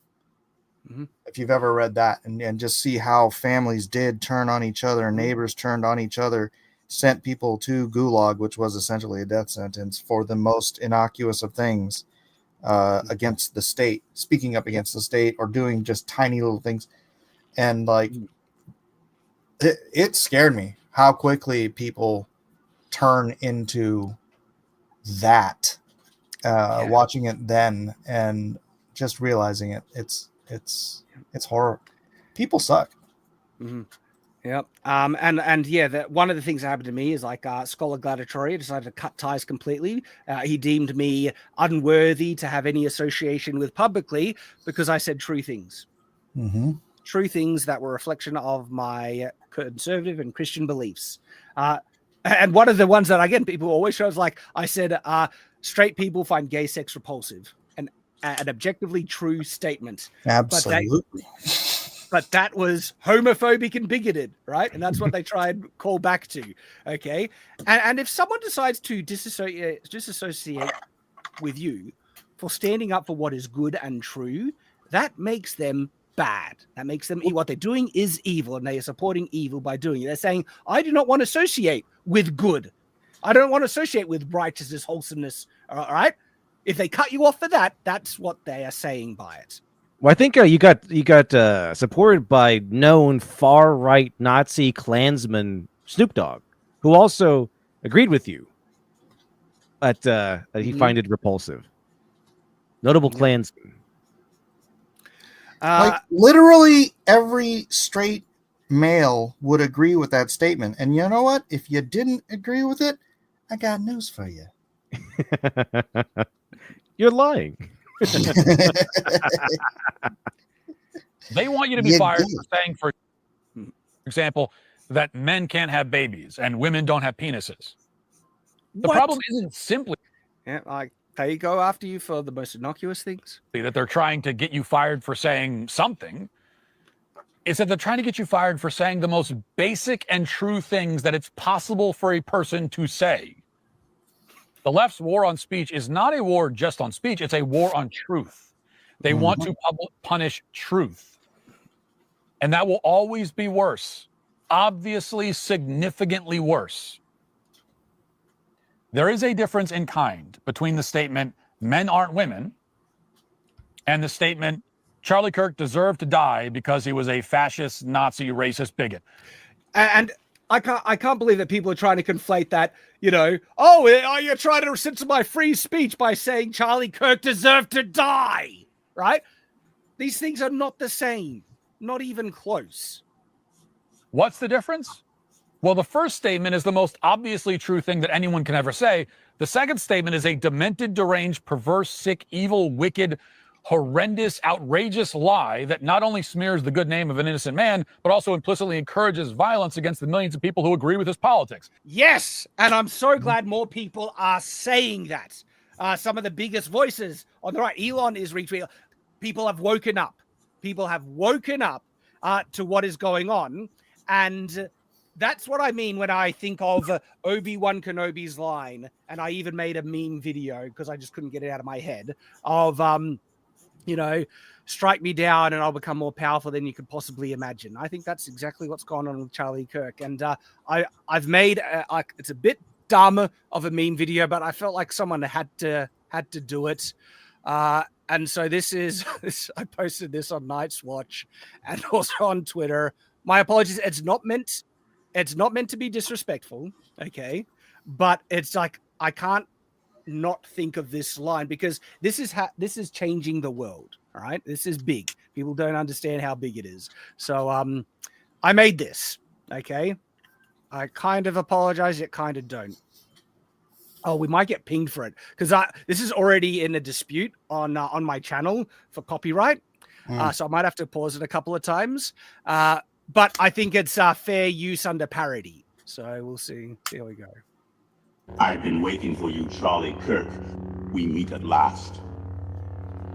My transition is now complete. When I left you, I was but a man. Now I am a woman.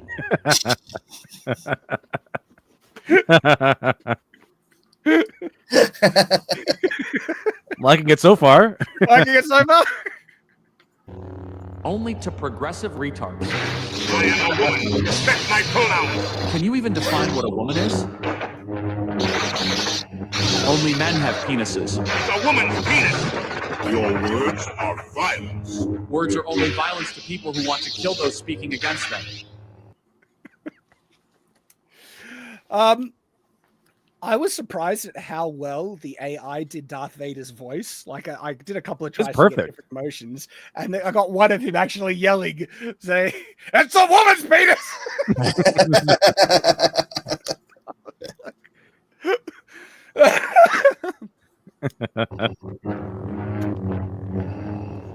You should not have tried to talk. The left can't win. If you strike me down, I shall become more powerful than you can possibly imagine. And I actually think that is what is happening. And I know this is like, looks weird and all that stuff, but no joke. More people know of Charlie Kirk than ever before.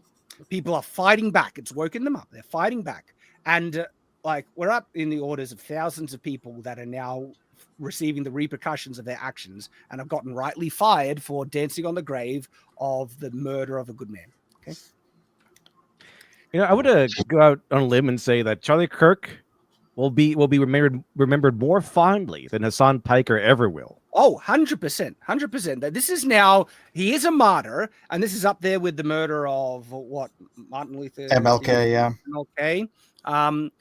This has affected the world. There are tributes in Korea and Australia and across the globe to Charlie Kirk because he stood up for what was right and true, and that extends beyond US politics. It extends into just morality and truth. Okay. And anyone who, believes in those same things, right, feels a connection with Charlie Kirk. And I do, because those are my beliefs that he was standing up for, and he got murdered for it. So when people say we are Charlie Kirk, that's what they mean when they say that, is because he stood up for our beliefs, and you would be willing to murder me for those same beliefs, right? So we can see ourselves in Charlie Kirk's footsteps. I've already mentioned people have actively called for my murder already online. And so I can relate to, what's happened to him. We are all Charlie Kirk. Yeah, I prefer I am Charlie Kirk, like the Spartacus moment. Possibly imagine. Black lives matter. All lives matter. Go force yourself. No need. I'm happily married. I had to put Trump's face. I was wondering, like, who could I put for Luke? And I had to do Trump. Yoda, I'm not completing the training. I'm going to go see my friends. Okay. I'll be the bestest, most beautiful Jedi ever. Perfect. Darth Vader's bad. He's so bad. He's so bad. He's the worst. He's the absolute worst. That's the worst.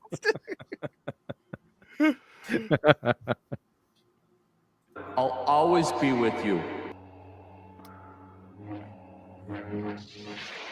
Strike him down.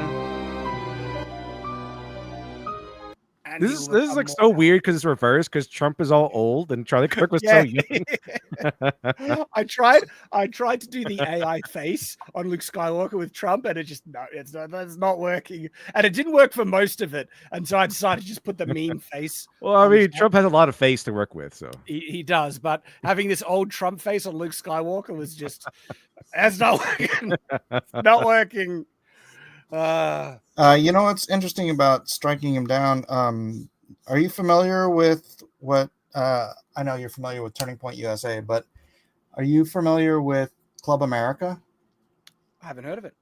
So, I actually went to the founders retreat, which is like where the people who fund Turning Point get to go, and like I didn't fund it, obviously. But a friend of mine is a donor, and so she got me one of her passes, and so I got to go watch Charlie Kirk explain everything that Turning Point does.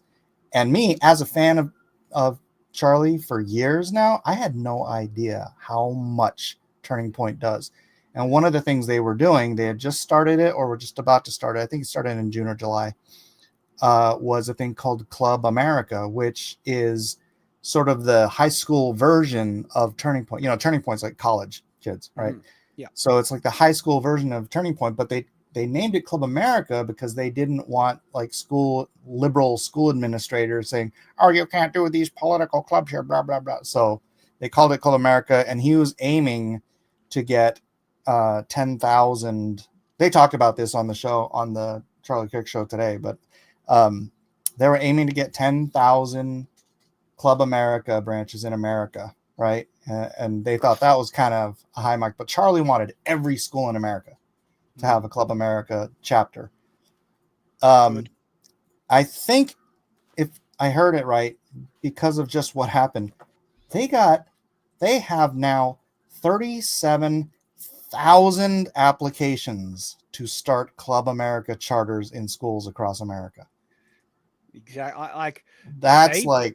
That's huge. They don't know what they have unleashed. That's like people. There was one idiot online saying his death isn't going to mean anything. It's not going to activate anyone. Right. Quotes that age badly. Holy crap. Like this has woken up so many people and exposed the left for what it is. And I have one example here. This is like one of thousands of videos, right? But there's a bit of a journey with this one. So this is the type of thing that was getting spewed online. Listen to this evil person. I thought I'd do a I quick couldn't tell by the hairdo. Yeah, gee, isn't that a giveaway, right? Where's the nose ring, though? Come on. And all of the drama. Want to reiterate that it is not wrong or unethical or unkind to laugh at the misfortunes of terrible people. So it's like, oh, that's interesting, because your gauge of what a terrible person is the key defining thing here. By your standard, you're exposing yourself as a terrible person for thinking a regular person like Charlie Kirk, a regular Christian conservative, is such a terrible enough person that you can celebrate his death. Okay. By you thinking that about him, that means you think that about me and everyone who believes likewise. And that makes you a terrible person. And by your standard, it is not wrong to celebrate bad things to terrible people, actual terrible people. Charlie Kirk incited violence. That's bull what he crap. did. And You lying that piece of crap. Came back to haunt him. That was his decision. So it's got nothing to do with the people who are... And I think this is after she probably already posted a video, right? Celebrating Charlie Kirk's death. Well, there is a meme that's a bit crude, but sometimes it's appropriate. The they say it, the dildo of consequences rarely arrives lubed. Have you heard that one? I've heard that one before, yeah. Like sometimes she get fired from whatever she did yet? I think she did, but her like this is kind of scary, right? They do not think they did anything wrong. Okay. And they double down to justify it. And this is what makes me kind of like worried, because it's like, are these people too far gone? Are they just I'm pretty sure they seem all right on the video, but after the video's over, they're breaking down probably. They don't want to seem weak in front of the Nazis. You know, they don't want to do that. So they're probably freaking out, but they're trying to show a strong face and also, I think Trump should also ban TikTok. There's a big move to ban TikTok from America. Like, if TikTok would enforce their policies evenly and just ban the users on their platform celebrating murder, it wouldn't be that much of a problem. But TikTok it's also like Chinese spyware. Like, it's also Chinese spyware. That like, discussion as well. That's a national security hazard. Mm-hmm. So let's listen to what she has to say. So I received information that I've been doxxed on X, so I'm going to have to step away for a little bit. Now doxxed, I'm like, usually what's being exposed is that public information of who you are. A lot of these people just have their names part of their like either actual handle or in their description. Okay. And the AFP have been contacted, and also the E-Safety Commission as well have been contacted, because there's been a large number of threats coming through. And the irony of this situation, I don't condone threats. Don't threaten people in terms of with violence and everything, but say like, oh, you deserve to be held accountable for celebrating and dancing on a man's death, right? And that sounds like accountability. that all I did was say some words that offended some people. Like this is their logic. Whereas like all I did was say incitement to violence. That's what Charlie Kirk did too. Why? Yeah. Why was he wrong and you're not? The hypocrisy and the double standards, and they're completely oblivious to this. It's unbelievable. And now people have decided to take that into the real world and start, threatening. Charlie Kirk was shot. He was shot in the neck. Jeez Louise. Someone took violence into the real world, and she's oblivious to that.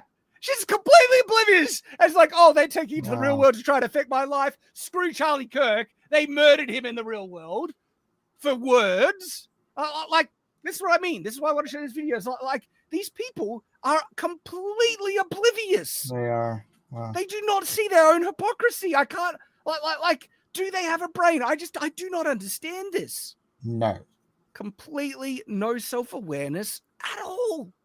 And abusing people out in the real world based on their inability to manage their emotions. Like at this point, I'm like, is she like, is this a troll or something like that? Because that she's describing her side Yeah. exactly to a T, but she doesn't see it. She's like accusing other. I can't. Had she only managed her emotions. Yeah, had the murderer only managed their emotions. Like these people are just, I can't stand it. And you know, I think this is worth sharing, right? You know, their hero versus our hero. Career criminal, dead from a drug overdose, and in response, 30 people killed, 2,000 people injured. Now, I haven't confirmed these statistics exactly. We're going off of, you know, internet hearsay, so take it with a grain of salt. But I know there were people killed, and I know there were riots, absolutely. 10,000 riots, protesters, 140 plus cities burned, affected. Okay. I don't know if the cities one is accurate, but they might be counting small insurrections and stuff. But for Charlie Kirk, he was a man of God, dead for speaking the truth. 0 people killed in response, 0 people injured, 0 riots, 0 cities affected by burn. I haven't seen any riots or anything like that. And you won't. It's because we are not the same as these insane, evil, leftist, extreme leftist demons. We are not the same. Okay.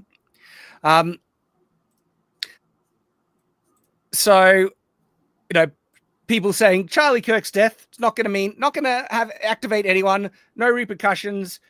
He has no power. Okay. Nothing's going to happen. And it's like, behold the dildo of consequences. And by the way, this is like a scratch. Thousands of people are finding out now. Thousands. I'm loving it. Every time I go on Twitter, I see somebody else got fired for this nonsense. Well, they've been these weirdo leftist SJW types are being gutted from society. Like they're being just cut out like a cyst. And bear in mind, every single one that you're seeing here, I've seen countless TikToks dancing and celebrating that Charlie Kirk was murdered. Right? That's who these people are. Okay? Well, I don't think they realize the repercussions. Actually, like they might say, "Oh, I got fired." LOL, not sorry. And they might say they might be flippant about it. They had right to GoFundMe. Look at this freaking shirt. They made a shirt of Charlie Kirk being shot. Remember that? Yeah. Scum. Some guy made like a 3D printed statue of like his death. They go straight to GoFundMe and they make $25. One guy, I mean, somebody made like AI pornography of his wife sleeping with other men. Evil scum, and like the level of evil is unfathomable.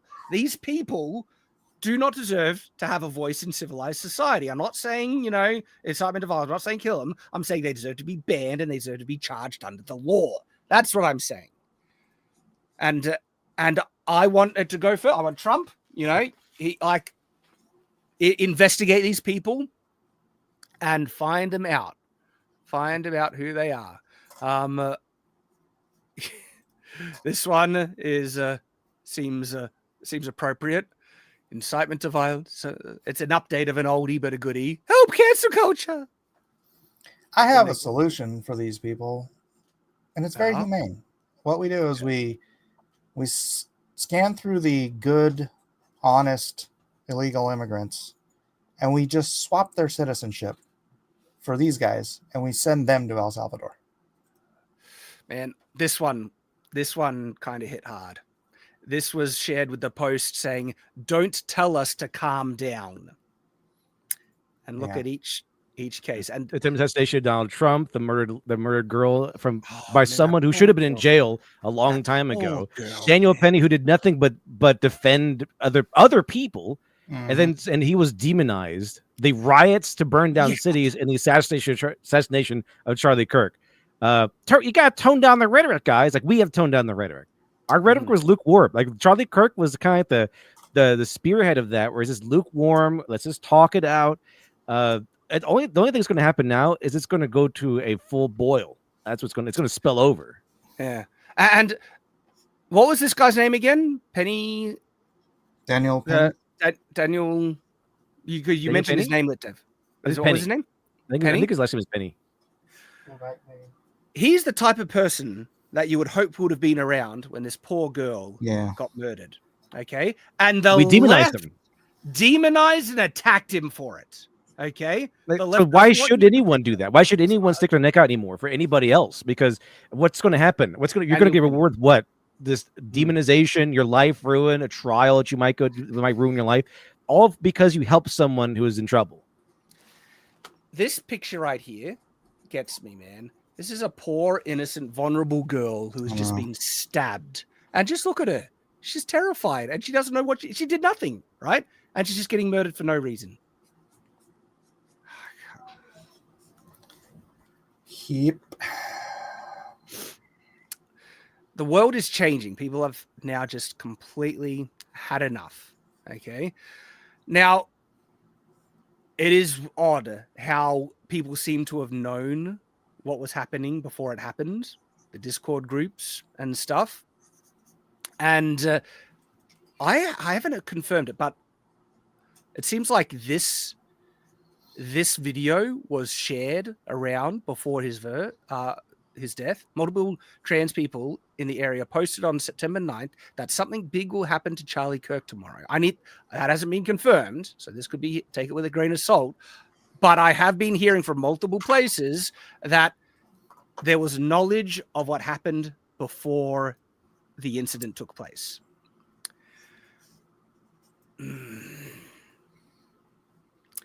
Oh my gosh. So here's another one that I think is worth having a look at. This is the first video is the F around, and the second video is the find out. So let's take a look at. In the neck at his own debate. Can't hear it. I try to avoid. Can't hear it. It's really low. I'll raise the volume in it. Let me just give me a sec. Oh, there it is. There it is. All right. So. Neck at his own debate rally. I try to avoid American politics if possible, but I've opened X to a bunch of little bitches crying and whinging about how political violence is never the answer. These people are gunning for politics that is inherently violent to its people. So this is the example of the problem at play, right? Not only has she been indoctrinated to think normal conservative Christian views is inherently violent, right? She's also promoting that. She is trying to tell people that normal Christian conservative politics is inherently violent to like the people, you know, who live under it. That is an incitement to violence. She's vilifying the other side, and she's trying to say it's inherently violent. What's the response when people are being violent against you? Is to defend yourself with violence. That's what this type of thing is encouraging. Okay? And she's been fully indoctrinated into that, and now she's promoting it. This is the problem. This is the problem that's going on. These people are gunning for politics that are inherently violent to a population. To marginalized people, to people who need access to healthcare. This is the same across the West. This isn't just the US. This is England too. I'm sick of this idea that you can't meet violence with violence. See, that's exactly the logic, right? They inflate the normal discussion. You know, words are violence now. They inflate conservative Christian views to be violence, and then they say it is good to meet violence with violence, even though it is actually like what we're doing. It's not violence. Charlie Kirk wasn't violent. Charlie Kirk was not violent. He was speaking, but then they tried to frame it as violence to justify his murder. Don't you know, Shad? Words are violence. Words are violence. The biggest friggin' bull crap I've ever heard. Right? If somebody was smacking you in the face in the corner of a room. So now words are equated to smacking you in the face. This is the insanity and the lies that these scum just continually perpetuate and push out there. All right? Well, this is a follow-up of that same person.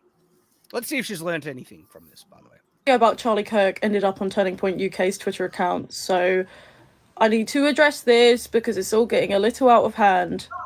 Let me firstly state that I am no longer at the Petticoat Emporium. My store has been removed.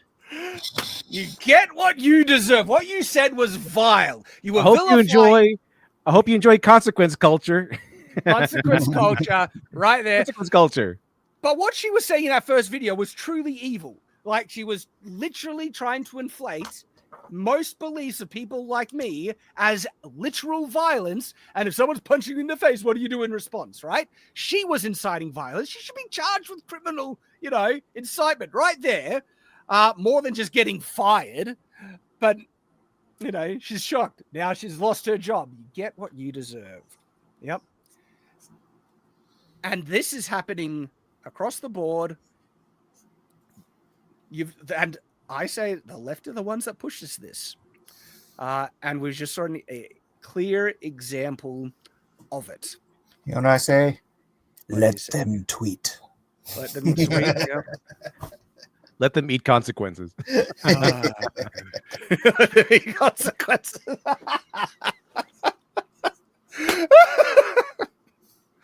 So, this is where we're at the moment.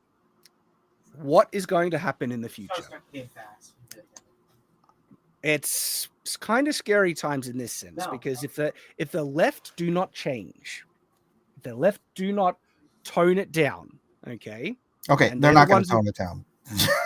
Just where is it going to go to then? If they want us dead, and they've proven it actively, undeniable proof, right now that. Confirmed. Yes, they want us dead and will try murder us if we become too outspoken, too much of a problem. Well, if history is any sign, first they killed MLK, and he was sort of the milquetoast version, and then they killed Malcolm X. So who's the Malcolm X? Alex Jones? I don't know, man. Yeah. So that's kind of the concerning thing, okay? I'm not saying like that we on the right should stop trying to hold them accountable. They need to be held accountable. Maybe that would get them to wake up if we set a rock solid standard saying this is not allowed. We will not tolerate this level of vile incitement and evil. Maybe that might wake up most people. Whether you agree with this whole strategy or not is irrelevant, because the thing is there has to be consequences, because they shot Trump, and what happened? We did what we usually did is like I think like maybe a couple of people got fired, maybe like some old grandma from like the grocery store or whatever, but nothing else happened. All we did was what we usually do is go, imagine if it was the other side for like 3 weeks, and that's it. And then it kind of got smoothed over, and then we kind of forgot about it when he actually won the election, but there were no real consequences to the media. The media kept going about what they were doing, labeling him as a Nazi. Yep. Look what happens now. The consequence was Trump got elected. Well, that's not good enough. That's not good. It was kind of like that. You have to, in order to train a puppy, when they poop, we have to shove his nose in the poop. That way he knows exactly what he's being punished for. Yeah. All right, it's Trump getting elected. That's another thing entirely. They won't connect it to anything, but there has to be. You got to rub the nose of the leftists in this poop that they've done. All right, in order for them to learn, there has to be consequences, because there are no consequences. They're just going to do it again, and that's it. We've seen that. They did it with Trump, no consequences, and so they killed Charlie Kirk. And now everyone has woken up to like there has to be some sort of consequence. The thing is, what they're doing is not illegal. Not really, not unless they're inciting violence. But when they celebrate his death, it's not illegal. There's no like other avenue to go down to deliver some sort of fire them all, cancel them all. That'll be the consequence. I think celebrating the murder can be absolutely classed as being illegal as a type of incitement into violence, absolutely, or even accessory. I think you're on real shaky ground with that. But those who are saying that more people need to die, that is absolutely. That's a call. That's a call to action, I think. Yeah. I think that's a call to action. But if there isn't a law on the books to say, celebrating someone's murder and assassination and death is not illegal, someone should make it illegal. Trump, this it's in his court. And he's already kind of talked about. Have you heard of a thing that they're trying to reinstitute and they rename it, called the Charlie Kirk Act? Which, it got repealed by Obama. Something got repealed by Obama, which somehow gave the government some grounds to hold media companies accountable for spouting lies. My only concern is that, who gets to determine what is a lie or not. Right. It's called the Smith-Mundt Act, the act to block government from being able to use propaganda on the American population and the world. What? CIA's been doing that for decades. Well, they're the CIA. That's what's different. Yeah. It's odd that, that would get repealed, it's blocking the government from spreading propaganda. But it's something like that, right? Needs to happen where these people who have been calling all their opponents Nazis, inciting violence, they need to be held accountable and banned. Like CNN, I'm almost at a point where I think with all the crap and incitement CNN has perpetrated, they should lose their license to broadcast. Right. We have enough evidence to show that they are enemies, right, of decency, truth, and peace, and been trying to act. And if anyone calls someone else a Nazi, okay, that is not a Nazi. That's a Christian conservative, and for instance, me. Nazis are evil. I condemn Nazism, yet I'm called a Nazi, right? And they do that because they want me murdered. When people do that, that should be a criminal offense. 100%. And grounds for them to be deplatformed instantly. That's what I think needs to happen to rein people back in. And if it doesn't, if they keep going about it, well, the active real-world violence is just going to increase, and they will not like where that ends. And well, calling you a Nazi and a racist and a white supremacist or whatever, that's step one of cancellation, because it used to stick. It used to be really powerful. Oh, that guy's a Nazi? Oh, man, I better not mess with him. So that's kind of where step one begins. They kind of label you a Nazi, label you a bigot or something, and then they can use that to leverage other things. Oh, you're employing a Nazi, a known Nazi. Oh, okay, well, I don't want my company to be associated with that, so I'm going to fire you. Oh, did you know that you're renting an apartment to a Nazi? And then they're like, oh, I don't want to do that. So that's step one. So when they label you a racist or a Nazi, that is step one of canceling. I think that there's sort of a unmeasured thing that's going to go on here. It's going to be really hard to see, but over a very short period of time, I think you're going to see, somebody said 50,000 people got blackpilled. I think what you're going to see, and this is over time because people heard all these lefties calling Charlie Kirk a Nazi, blah, blah, blah. They're going to get curious. It's well, wow, what did this guy say that was so Nazi? And then they're going to go start watching Charlie Kirk, and Charlie Kirk is going to red pill all of them. Is that really what happened, though? Because I think a lot that's of what's people going to happen over time. Because a lot of people who hear Charlie Kirk is a Nazi, you don't want to be a Nazi if you listen to him, do you?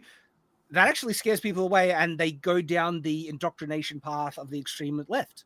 Okay, they use those labels to scare people off. I do this because you ever heard Tim Pool's story of how he got red pilled? I'm sure I have, but I can't bring it to mind. It was the very good people on both sides lie. Yeah. Right. And he'd heard it over and over and over. Every media outlet, every left-wing politician said that Trump said that Nazis were very good people. And then he went and watched the video, and he watched the whole thing. And he's like, you guys are all blatantly lying to me. Now that's what snapped the little twig in his head that said, wow, if they're lying to me about this, and it's so obvious, what else are they lying to me about? And that red pilled Tim Pool. So I think this kind of thing, when if people actually ever take the time to watch one full Charlie Kirk but that's only video, if they double check it. So many people get sucked in by the propaganda. I know so many people, but I think there's a lot of people that will. I want to jump on this chat message. Nazi has lost its true impact. Maybe for us, because it's become meaningless because they label everyone. But for people on the extreme left, I don't think it has. I think what happened to Charlie proves that it hasn't lost the impact, because they use it to try and get people killed. And some people actively believe it. The guy that murdered Charlie Kirk thinks he did a good thing. He thinks he killed a Nazi. Mm-hmm. Right? And so I don't it's lost meaning to me because I've seen them label everyone a Nazi, but to the extremists, I think they know it works. And that's where I'm at now. It's all right, now we know what you really mean by this. And so if you call people a Nazi, instant ban, instant deplatform, criminal charges. We know what you're trying to do by this rhetoric now. That's where we're at. So unless the left fixes their attitude and stops murdering people, There is legitimate concern for the future. They won't win, and it'll be nasty. But I think maybe if we keep up the pressure, we can show them that this level of evil and violence, not tolerated. We're not putting up with it. If you celebrate it, you're going to reap the consequences, and there will be consequences. Master Sonic for 10 says, Master Sonic Knight, I mean, one of the basic tactics the left uses is calling whoever disagrees with them what the left itself is. They'll call us assassins. And when we say, no, that's you, we're the ones who sound childish. Oh, yeah, they constantly accuse the others of what they're doing. The extreme left are some of the most racist people on the planet, but they accuse everyone else of racism, right? And when I say racist, one, they believe some really bad stereotypes of black people, you know, the soft bigotry of low expectations kind of stuff, as well as they just hate white people as well. These are actual racists, but they accuse everyone else of being the racist. Inu for $2 says, I hope and pray that I'm wrong. I hope things like, I don't want violence. I don't want, you know, civil war or anything like that. But I'm not going to stand by and let people murder me or people that like me. We're not going to let ourselves suffer ourselves to be destroyed by the hands of our enemies. And so if they're going to start the only leftist I trust when he says he condemns this was Bill Maher. Yeah, he's been calling this stuff out the entire time. Yeah, he's been calling this. Did you watch his show on Friday? With Ben Shapiro and everything? I watched some of it. Yeah, I mean, when he did his opening monologue, he looked like he just did not want to be there. Like he did not want to be sitting there making jokes right now. Mm-hmm. Just his demeanor was different. So I think this really hit him. And to me, it's like Bill Maher is the left version in a way of Charlie Kirk, because he's the leftist who's willing to sit down with people he disagrees with and just have a conversation. And that was totally just Charlie's whole thing. Yeah. So it's like if people say like, well, you know, what if they killed one of them? They'd have to kill like freaking Bill Maher for to have any kind of. And I'm not condoning. I like Bill Maher. No, we don't want that. Yeah, I want to jump on this chat where someone's saying, you know, we need to love our enemies, right? And he's quoting a scripture. You command I give unto you that you love one another as I loved you. We've also heard the thing that God hates sin. He loves the sinner, hates sin. And he also hates the disobedient and the evil actions. It's perfectly good to hate evil, okay? And the fact that we want to try and love these people as well doesn't mean that you're going to let them destroy you or murder you or kill you, okay? All right? And so absolutely we want to try and love them, but we're not going to love their actions and their evil. We're not going to tolerate the evil, and we're going to push back against it. And I think, like, so many people have forgotten that important principle of tough love, all right? If these people are not going to listen to debate and discussion that what you're doing is wrong and bad, okay, some tough love. Get fired from your job. Let's hopefully you'll wake up then, right? And the just sheer nature of consequences. The God, you know, has punishment in store for sin, okay? We believe in a God of justice who will punish the wicked, and we believe in the principles of justice as Christians. The wicked deserve to be punished, and if they're doing wicked things, punishment is appropriate so they can learn from their bad actions and hopefully repent and do good. And yes, that is an act of love when you try and punish people for their bad actions. Tough love. Bring it back. We need more of it, in all honesty.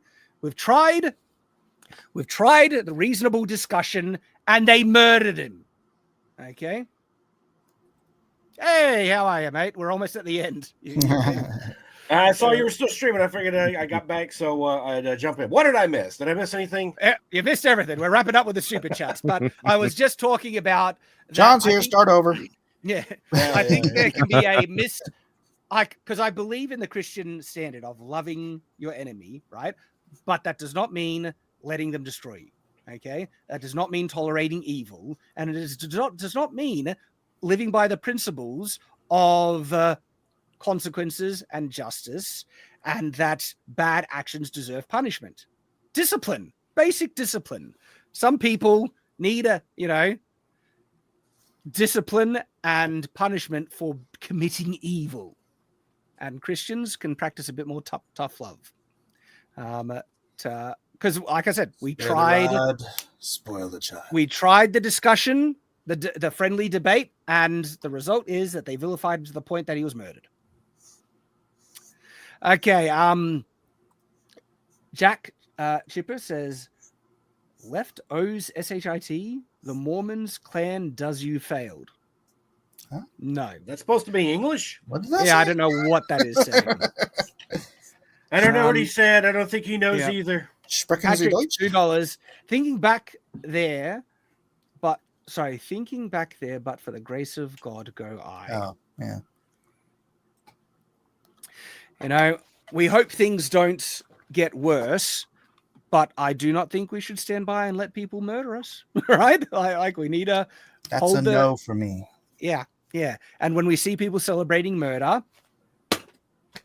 call them out and they deserve to be punished. And we will see what they do in response. Unfortunately, I'm seeing a lot of deflection and no accountability from the people that incited this. In fact, I've been seeing further calls to violence and escalation on their side. Destiny was a prime example. He needs to be banned. He's calling and actively pushing for more, violence between the sides. Ban him. He's not, and I've been on that, it says, because he's been calling for the genocide of conservatives for a while now. He does not deserve a place in discussion on any platform. And that's his standard, by the way. He has advocated that. He wants conservatives banned out of every platform for what he thinks is violent rhetoric, but we know who is actually, spewing the violent rhetoric, Destiny. Let me actually share that, because this is such hypocrisy from him. Where is it? Oh, this one where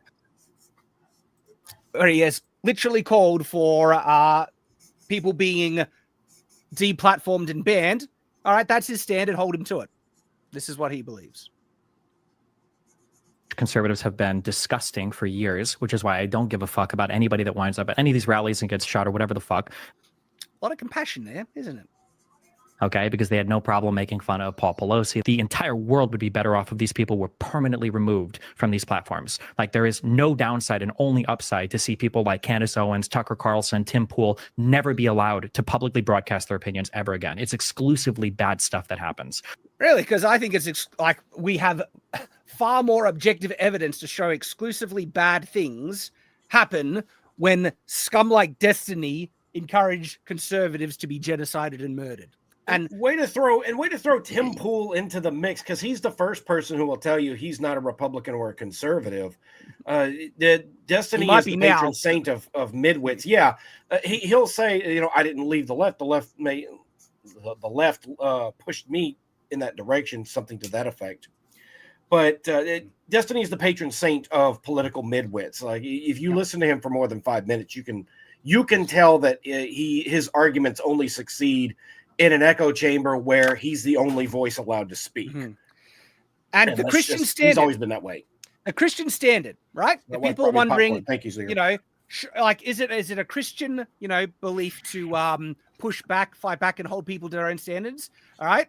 And they think, an eye for an eye is the law of Moses thing. It's like, well, we know the famous scripture, judge not lest ye be judged. But then it goes on to say, for whatever ye mete shall be meted unto you. Okay. Which means have consistent standards, hold people to their own standard. And so Destiny's standard is to ban people for things that cause legitimate violence and terrible bad things. Or we have the objective evidence that his rhetoric has done that. Hold him to his own standard now. Deserves to be banned completely, because that's what he wants. He wants me banned. He wants Tim Pool. He wants everyone kicked off because, we don't align politically with him, yet he is the one actively encouraging violent rhetoric. Like, look at this one. Look at what he said here. I'm ready for the great cleansing, dude. Cleansing? The cleansing. What cleansing? When we genocide conservatives in this country. Genocide conservatives from this country. You gonna be on the streets with your Glock? Maybe. I gotta go back to Nebraska and grab it.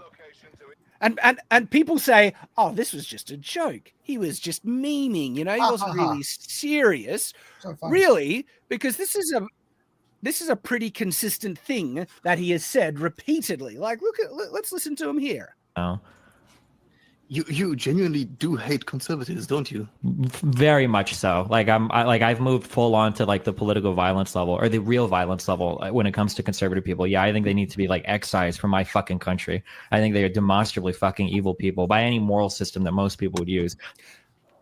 He's moved on to the, this system. is this. There's no hyperbole here. There's no sarcasm. It's like I've moved to the real, legitimate, real world violence against conservatives. Right? But would he also kill his son? Because his son is like a Nazi. By the way, he's Wait, talking what? about me. Anyone who's a conservative is talking about you, is talking about me. He wants me dead, right? His Ban son the says he's scumbag and charge him. Take him to court. His son said his son called himself a legitimate Nazi. Like he's a, and I think he called Hitler like a hero or something.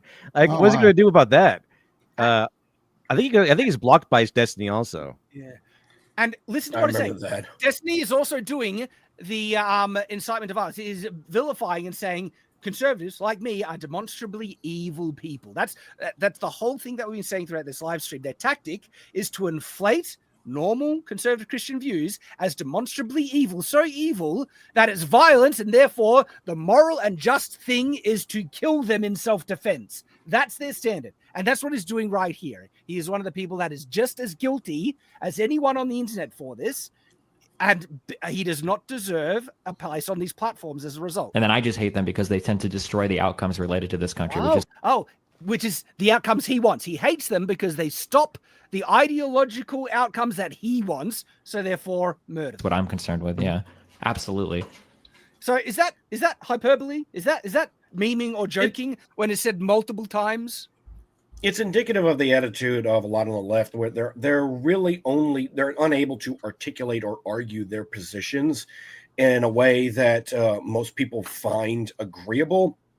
So they simply kind of fall back on this default position of, if only I didn't have any political opposition whatsoever, things would be much better. Well, sunshine, we don't live in that world, and you're never going to live in that world. It's a reality that a lot of people have not been able to come to terms with, especially on the left. That they certainly believed that when culturally things were kind of swinging their way, now that the culture is swinging back the other way, a lot of them are starting to get slapped in the face with the reality that it's not going to happen that way. And the more they kind of sense that culturally less and less people like them, they'll either harden down even more on their positions, or they'll realize most people don't like or carry their positions, and they'll quietly leave and then act as if they were never like that to begin with.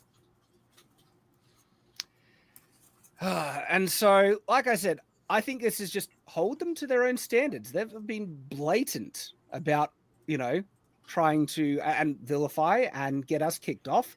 And we now know what they're like. And that's what he thinks about it. Like, if any of you listening to this, right, you're a conservative, that's what he thinks about you. And he is a voice for the extreme left, almost mainstream left of this. It's crazy how far this goes. Hassan Piker is exactly like this, right? They want us dead. I'm not going to lay down and let them do it. Defend yourselves. Push back. Right? Yeah, I'm not going to oblige in that particular request. Yep, exactly. All righty. So, look, we're at the kind of end of this week's Culture Crusade. It's been crazy. It has been crazy.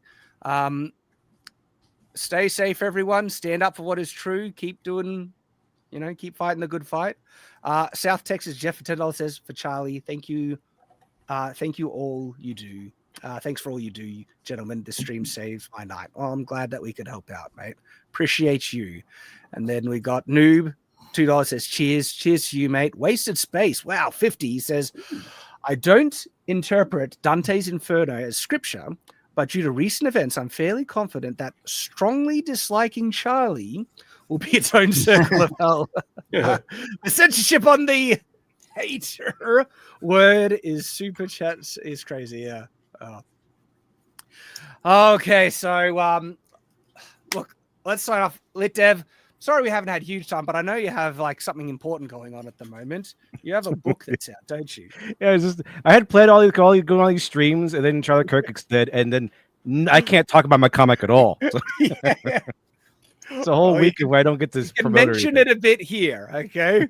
Everyone, Lit Dev has released his next graphic novel. This is important, okay? This is one of the things that each of us are creatives, right? And we're trying to create culture that supports traditional values that we've lost. And this is the type of stuff that if you want good entertainment and you also want to support us winning back the culture, this is the type of thing that I encourage you to get behind. Lit Dev, do you want to drop the link if you can? Right, I'm sharing a screen of the campaign real quick. Yeah, let's see. check Well, this here out. it is. Finally, after 5 years of world development and 8 months on the script, I was finally able to release this comic, Lady Midnight, Devils Dwell in Silent Springs, and there's been so much development in this story in developing this whole concept. Where is it? That if we I don't think we'll reach this now, but I mean, if we had reached 50,000, hypothetically speaking, I would have released a commentary of like how much it's grown, what the difference had become. At 35,000, I was going to add on just the 10-page original comic that started it all, which is also present in my original Dr. Alpha Miracle Child for version 1 was called first edition. It's in there, but that started it all. And I'll add that in there for every order once if we had hit 35,000, and then 50,000. I was going to give you the commentary where it's like where it started and then where it went and then where it went again and what twists and turns we had along the way and what developments were, because it became like this whole Constantine thing and a superhero thing, and then finally landed in legitimate occult detective mystery where it actually is a mystery where you follow clues and everything, but with magic and the rules with magic and things like that. So that'll be added on there too. And it looks great though. Like, look at the art. You've really stepped it up with the quality. It does look slick, man. I put my all into this. Like I put 5 years of development. I went ahead and spent 8 years on the script. I mean, not 8 years, 8 months on just the script alone, and it went through several revisions, an entire rewrite, and then several more revisions. I got an editor. I got the trailer professionally done. So a lot of work. But here's the trailer, though. Let me see here. It began with the suicide of Charles. It began with the suicide of Charles Blackwell, then the Rhineswan family massacre. 3 generations painfully passing from this world, crying the same crimson tears Blackwell had. After that, the media finally gave their murderer a name: the Red Crier Killer. But despite it all, evil can be conquered. If you ever find yourself lost in the dark, I'll lead you home. If your heart is gripped by fear, I'll comfort you. If justice eludes you, I'll find it. So sleep well, Orb City. And while you dream, I'll keep the monsters away. Was that a sword I saw, Dev? Does she use a sword? Well, she does use a dagger, which is his own lore. Also, it's close to a sword. It's almost. It's going to go. It's actually a big part of the plot, like what kind of dagger she uses, because she was raised in a coven, and it's about her leaving the witchcraft behind and embracing more wholesome values and everything. So there's a lot of that going on, a lot of twists and turns, folklore, things like that. I'm looking forward to getting my copy. And everyone, sign up. If we get funded, I can only do if we get funded, because it's like 25. To making comics is expensive, so it is. So everyone, please do support it if you can. Absolutely. And also, hey, John, you anything you want to share? I did drop a link in the private chat. If you want to, go to my the link to my book on Amazon, The Black Crown. I'm hard at work on my my second book, The Lionheart, which I've been talking about for way too long. A lot of life getting in the way for writing. I'm sure you guys know how that kind of goes, but you want drop it in the chat and everything, guys. It's if you like classic epic fantasy, if you like the chosen one trope with a bit of a twist to it. It's might be something you might be interested in. And if you want to see where the origin of the Ort City meme kind of came from, that spawned an entry on knowyourmeme.com and a Forbes article, you can give it a check. You can check that out. I haven't promoted my book in so long, I've almost forgot how to do it. Damn. But yeah, I was meant to start back up with video production and reviews and everything last week. Not only did I fall sick, the whole thing with Charlie Kirk went down, and it didn't even seem right. So kind of pushed that back a little bit. I am fairly new on Substack, though. If anyone wants to check me out over there, it is grown really fast on that in that particular platform. And kind of wish I had joined it a little sooner, to truth be told. Awesome, man. And to answer someone's question in chat, Lit Dev's comics is called Lady Midnight. Is it not, Lit Dev? I mean, so yeah, Lady Midnight, Devils Dwell in Silent Springs. Nice. It's actually that whole thing is from a Russian proverb that I kind of reordered and to sound a little bit better, but also it gives you a hint of who the killer is and things. So it should help pretty well. Give a little hint of what the whole story is going to be about. But yeah, Lady Midnight, Devils Dwell in Silent Springs is what the title is called. The entire title. Awesome. I thought you were competing for longest title with Shad. Shadow I have a of long the Conqueror. What was the whole thing? Chronicles of Ever Enemies of Self. Oh yeah, it's got two subtitles. Maybe the Enemies of Self was the one that extended.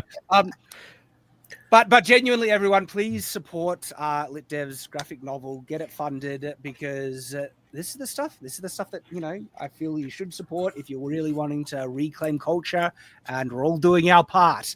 And Mike, what you working on, mate? I'm making Charlie Kirk Superman. Look at that. That's great work, man. Superman. So that looks great. You can join me on cross examinations every weekday. I do sort of this week. Obviously, I've been talking, or since it happened, I've been talking about Charlie a lot. I couldn't stream the day it did happen. I was just done. But yeah, it's been. I don't know if cathartic's the right word, but Look, it's sad and tragic.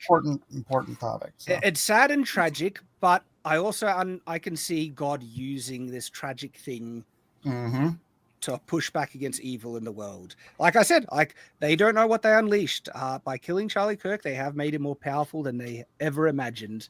And I cannot tell you how many posts I saw on social media across all platforms of people saying, I haven't gone to church in forever and going to church this particular Sunday. And I hate that that's what makes people go. But, sometimes God uses these kind of events to speak to people's heart in a very profound way, because we are not promised tomorrow. None of us. It's important. What seems to be so interesting is that as pretty almost it seems to be, as many people were celebrating his death and being just downright demonically evil, there are a lot of people who are like waking up to this and going, you know what, that this is something we need to deal with. It's just not extremists like they say on the news.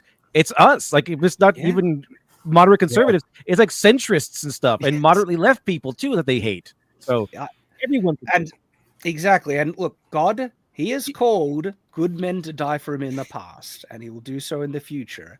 And I have a post on X. We're sharing my thoughts on the question why. I believe God spared Donald Trump's life, and I believe God suffered this evil act to happen against Charlie Kirk for his own ends. His working, is not asleep at the wheel, and I almost think like, if Charlie was given the choice ahead of time, saying, there's something that you could do, you could die for me, and you might be surprised at how many hearts that will change. Would you be willing to do it? I think Charlie would have said yes. Yeah, it's sort of the Job challenge, right? Yep. Like if God told you that you had to undergo unspeakable misery for a time, but that your life would touch and change the hearts of millions of people over thousands of years, would you do it?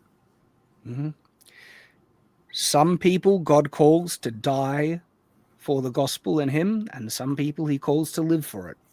We're here, we're living for it. But the thing is that you lose your life, whether lose your life in service or lose your life physically and literally, but you lose your life for Christ and the gospel, and it is by doing that that you save it. Okay? Amen. So thank you for everyone who is joining us, okay? These are the last days. These are dark times. And one of the things that I want to mention, okay? At the goal of this life is to not save the earth, save society. We'll fight for it. We'll fight for it. But it's not necessarily to save the world. The goal of it is to save our own souls, and that means our actions. And so even if the destiny ultimately is that earth will lose the fight between good and evil, if you stood up to it, if you made a stand and you fought and you chose the right thing, doesn't matter what happens to you in life, you've won. Okay? Because that's the ultimate goal, is your choices and your actions. Ultimate goal is to save your soul by choosing the right, even in the face of evil, even when evil triumphs and seemingly wins. So I don't know what will happen in the future. I do believe we are in the last days. And so if prophecy is anything to go by, things might get worse. But the thing that you need to remember is that what matters is what you do in the face of it. Stand up and do the right thing. Okay? Focus on that. And wish us all the best. All right? Thank you for joining us, and we'll see you next time, everyone. So I'll leave you with those thoughts. Stay on watch. Stay on watch, everyone, as always. We'll see you later.